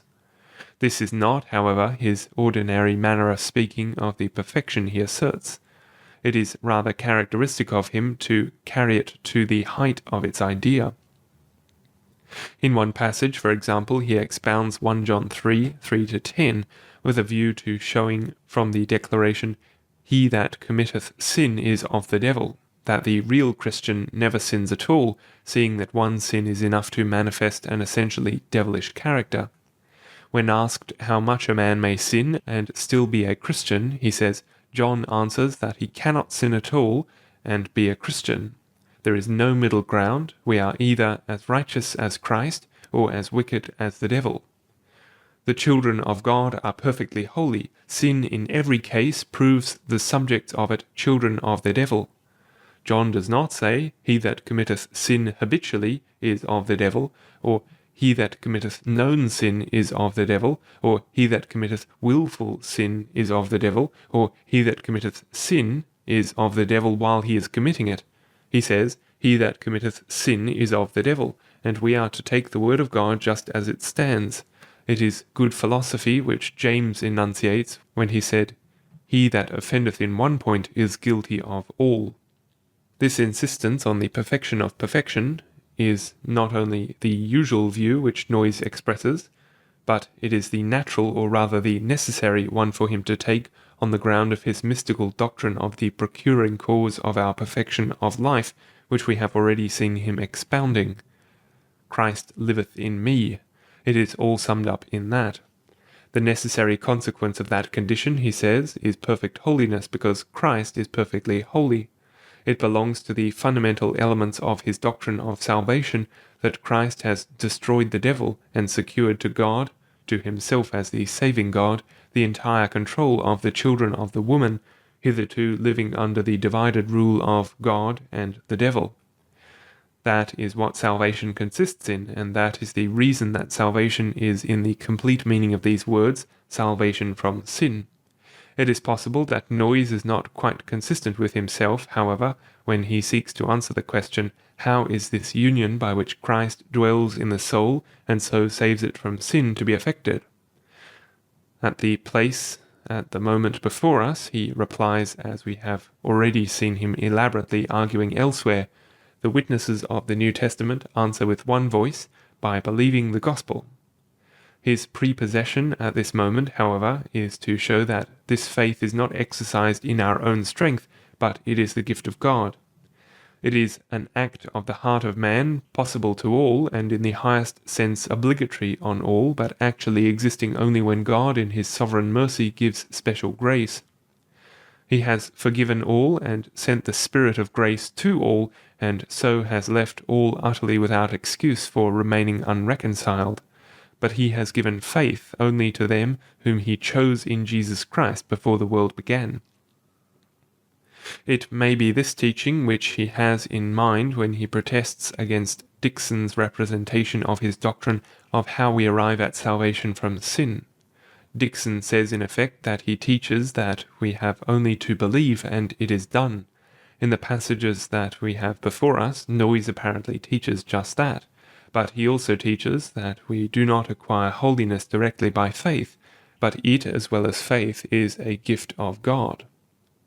For Noyes, like other perfectionists, has a first and a second conversion. Only he does not make the second a mere repetition of the first, seeking an additional blessing. It is a radically different transaction. The first is an action or purpose of our own, a voluntary movement. The second is an effect wrought on us. We do the one, we suffer the other. The one is proximately our own work, the second the operation of God. By the first we become disciples, by the second the children of God. It is only by the second that we receive deliverance from all sin, and on this teaching it is quite true that we do not merely have to believe and it is done. Deliverance from sin is a gift of God, given to none but believers, it is true, but not acquired by faith. The inevitable question is, of course, raised whether it is imperative that these two stages in the process of salvation from sin must be traversed, or we may pass from a state of irreligion directly to perfect holiness. The reply is that it is at least a general principle that men by their first conversion are introduced into sinful discipleship and reach perfect holiness only by a second conversion. But it is added that the facts seem to require the admission that some have passed directly from irreligion to perfect holiness. This is translated in a new paragraph into the explanation that while in the order of nature a twofold process is necessary, the interval may be shortened so that, to all intents and purposes, no time intervenes. And it may be, it is added, that after a while this may become the regular experience. The height of the perfection thus secured, we must remind ourselves, is manifested not only in its completeness according to its idea, but also to its indefectibility.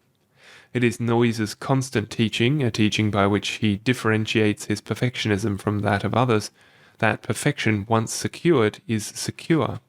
Thus, for example, writing of the New Covenant, he tells us that first it secures salvation from sin, interpreting this as perfect sanctification, and then secondly it secures salvation from sin forever, adding further that this is really to speak repetitiously, for salvation from sin in the proper signification of the expression is salvation from sin forever.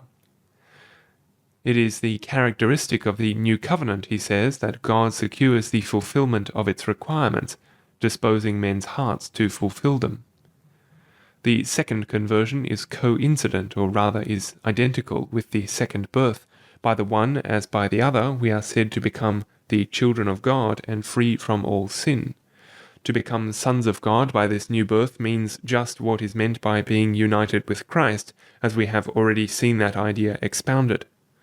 It is now Christ that lives in us, and it is no more we that live. All that we do, he does through us, and thus our total life manifestation perfectly corresponds with his will. We are, as in this view we must be, just as perfect as Christ is. And of course, we are just as spontaneous in our holy activities as he is. As it is absurd to suppose him governed in his conduct by the precepts of an external law, so it is absurd to suppose us, his children, and the organs of his activities, to require or to be subject to an external law.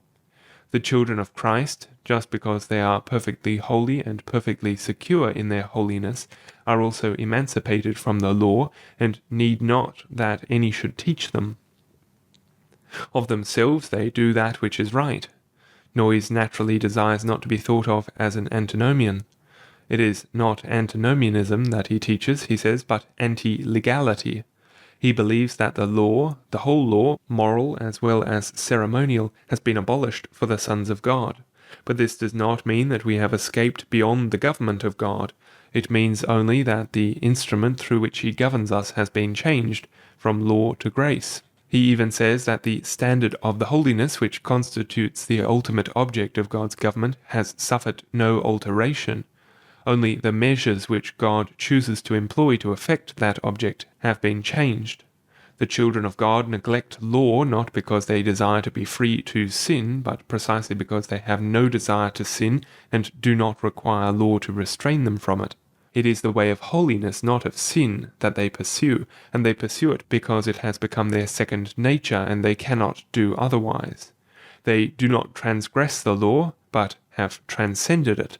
They are not seeking an easy mode of escaping the necessity of works, but have found the only and the sure foundation of such works as will survive the fire of judgment. Now, Noyes says, regeneration or salvation from sin, that is perfection, is the incipient stage of the resurrection.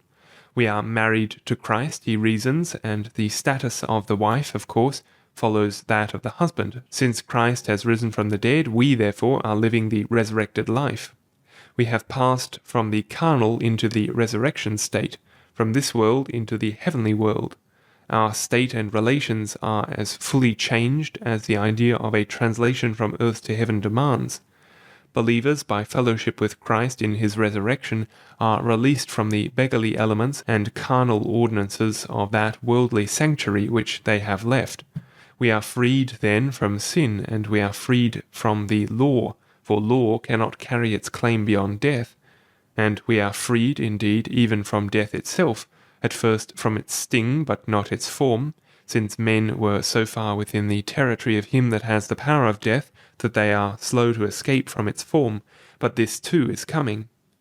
The intent of the gospel, we are told in another place, was and is to take people out of this wicked world into a state beyond death, in which the believer is spiritually with Christ in the resurrection, and hence is free from sin and law and all the temporary relations of the moral state.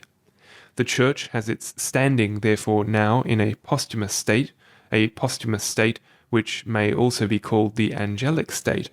In this angelic state, as is natural, different conditions obtain from those of the carnal state in which we have hitherto lived, and free social relations are to be inaugurated as soon as existing obligations can be disposed of. When he wrote these words, Noyes was thinking of the abolition of marriage in the resurrection or angelic state, in accordance with Matthew 22:26-30, which he absurdly reads as the proclamation of the reign of promiscuity in this state, thus throwing a lurid light on his contention that the abolishment of the law in the resurrection state is not that evil may be done, but that good may be done spontaneously. In this case, at least, the law is simply reversed and made to read, "Thou shalt have thy neighbour's wife." It is not, however, merely a relaxation of morals which Noyes finds in the resurrected state. He finds in it also, as has been already incidentally noted, nothing less than the abolition of death itself, although he recognizes that this is to come as the last result of Christ's victory over sin and death. And it is to be noted that it is precisely through the abolition of marriage, that is to say, the institution of promiscuity in the relations of the sexes, that the abolition of death is to come. Death is to be abolished, and to this end there must be a restoration of true relations between the sexes. When what he has to say on this point is weighed, the underlying meaning appears to be that sexual promiscuity is absolutely essential to the existence of a communistic society, and the abolition of death is to result from the removal in a communistic society of the wearing evils which in the present mode of social organization bring men to exhaustion and death. Remove these evils which kill man, and man will cease to die. Communism, that is conceived as so great a panacea that it not only cures all the evils of life, but brings also immortality, and there seems to be no reason for a man to die in a communistic society. Running through the four great evils in which he sums up the curses which afflict life in our present social organization, Noyes says, first we abolish sin, that is by entering through faith into a perfect life, then shame, that is by practicing free love, then the curse on woman of exhausting childbearing, that is by using his recipe for birth control, then the curse on man of exhausting labor, that is through community labor in the attractive association of the sexes, and so we arrive regularly at the tree of life. All the antecedents of death are removed, and so of course death itself. Reconciliation with God opens the way for the reconciliation of the sexes. Reconciliation of the sexes emancipates woman and opens the way for vital society. Vital society increases strength, diminishes work, and makes labor attractive, thus removing the antecedents of death. Perfectionism, free love, community in industry, in happy association. Take these things and you will not die.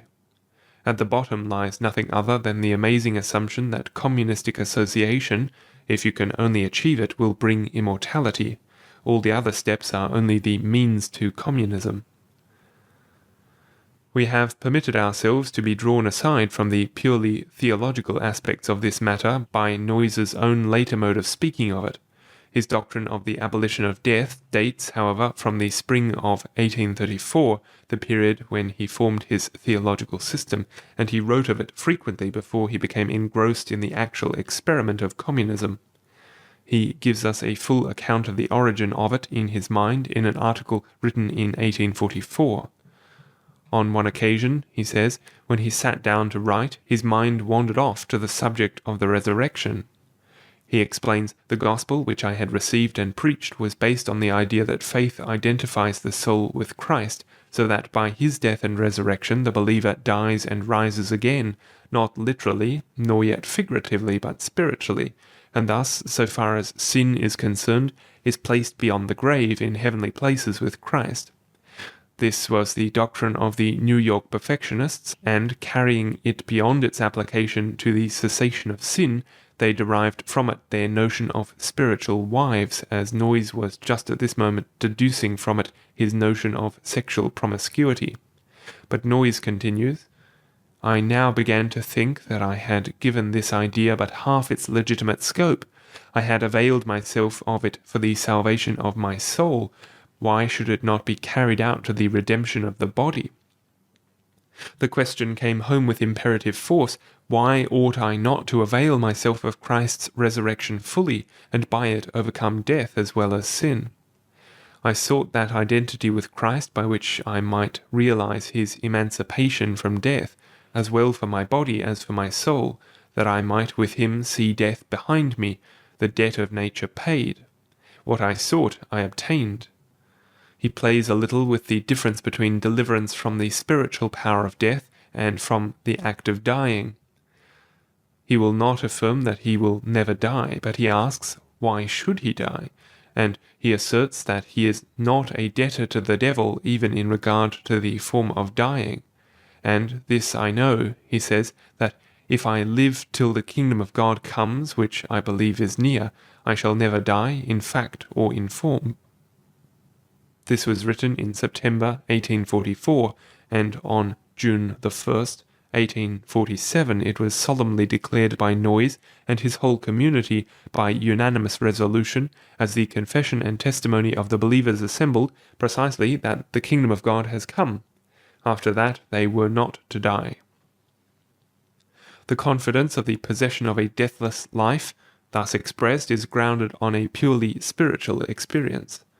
The anticipation elaborately argued a generation later that the practice of communism would confer immortality on men is drawn chiefly from materialistic considerations. Must we see in this difference an index of the downward growth through the years?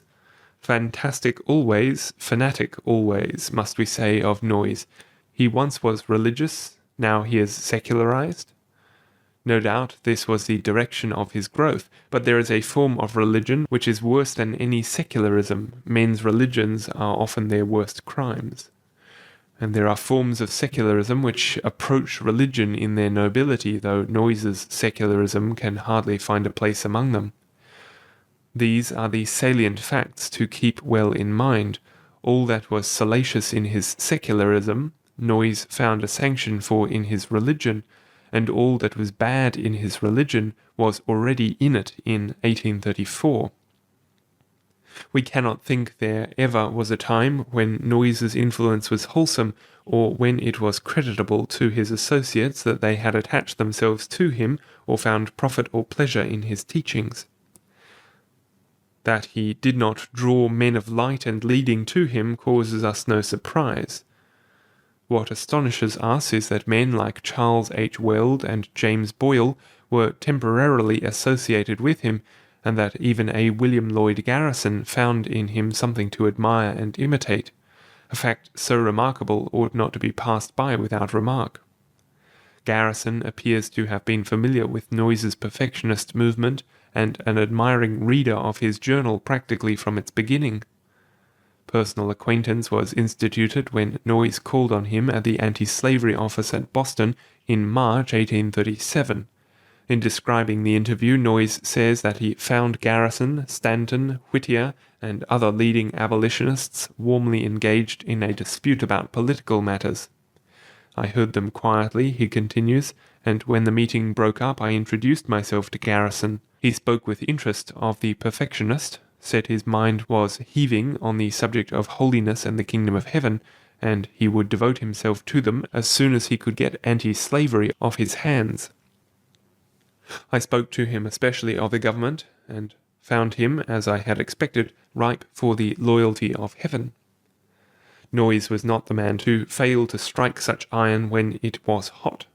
He at once addressed Garrison a letter in which he sought to push home whatever advantage he had gained in the interview. In this letter he announced his emancipation from all allegiance to the government of the United States and declared war upon it, a country which, by its boasting hypocrisy, he said, has become a laughing-stock of the world, and by its lawlessness has fully proved the incapacity of man for self-government. My hope of the millennium, he declared, begins where Dr. Beecher's expires, viz., at the overthrow of this nation. The times seemed to him to be ripening to the issue, which would come in a convulsion like that of France. He calls, therefore, on the abolitionists to abandon a government whose president has declared war upon them. Then, turning to the special fish he wished to fry, he adds, "Allow me to suggest that you will set anti-slavery in the sunshine only by making it tributary to holiness, and you will most assuredly throw it into the shade which now covers colonization, if you suffer it to occupy the ground in your own mind or in others, which ought to be occupied by universal emancipation from sin. I counsel you and the people who are with you, if you love the post of honor, the forefront of the battle of righteousness, to set your faces towards perfect holiness. Your station is one that gives you power over the nations. Your city is on a high hill. If you plant the standard of perfect holiness where you stand, many will see and flow to it." That Garrison should have been affected by this empty rhetoric is astonishing, but he was, deeply and lastingly. Noyes's phrases and representations lingered in his memory. He quoted from them publicly, and publicly spoke of their author as an esteemed friend, whose words had deeply affected his mind. He even made Noyes's anti-government and perfectionist ideas his own. No wonder that the soberer friends of the anti-slavery agitation took alarm and sought to disassociate the movement from what were, and were likely to be, Garrison's personal vagaries. And little wonder that those who already were full of outrage at Garrison's ultraisms attributed to him this further ultraism, his friend and mentor's doctrine of sexual promiscuity. In doing this they were happily wrong. Garrison's infatuation for Noyes had limits, and did not carry him into this cesspool. He repudiated the imputation with passion, and was led in the end to explain that his perfectionism was not the perfectionism of Noyes, but that of Asa Mahan, whose book on the scriptural doctrine of Christian perfection was opportunely published in 1839. He permits to appear in the Liberator in December 1839 a communication in which it is said of him, "But some say he is a perfectionist, and believes that, let him do what he will, it is no sin." That is false. His views on the subject of holiness are in unison with those of Mr. Mahan. That is to say, although asserting the attainability of perfection in this life and the duty of all to attain it, he did not advance with Noyes to antinomian contentions. If, says he, writing in Self-Defense in 1841, what we have heard of the sayings and doings of the perfectionists, especially those residing in Vermont, be true, they have certainly turned the grace of God into licentiousness and have given themselves over to a reprobate mind. But, he adds, whatever may be the conduct of these perfectionists, the duty which they enjoin, the ceasing from all iniquity at once and forever, is certainly what God requires, and what cannot be denied without extreme hardihood and profligacy of spirit. It is reasonable and therefore attainable. If men cannot help sinning, they are not guilty in attempting to serve two masters. If they can, then it cannot be a dangerous doctrine to preach, and he is a rebel against the government of God who advocates an opposite doctrine. Thus, although Noyes contributed to that great accumulation of ultraistic notions which filled Garrison's mind, he could not attach him to his sect.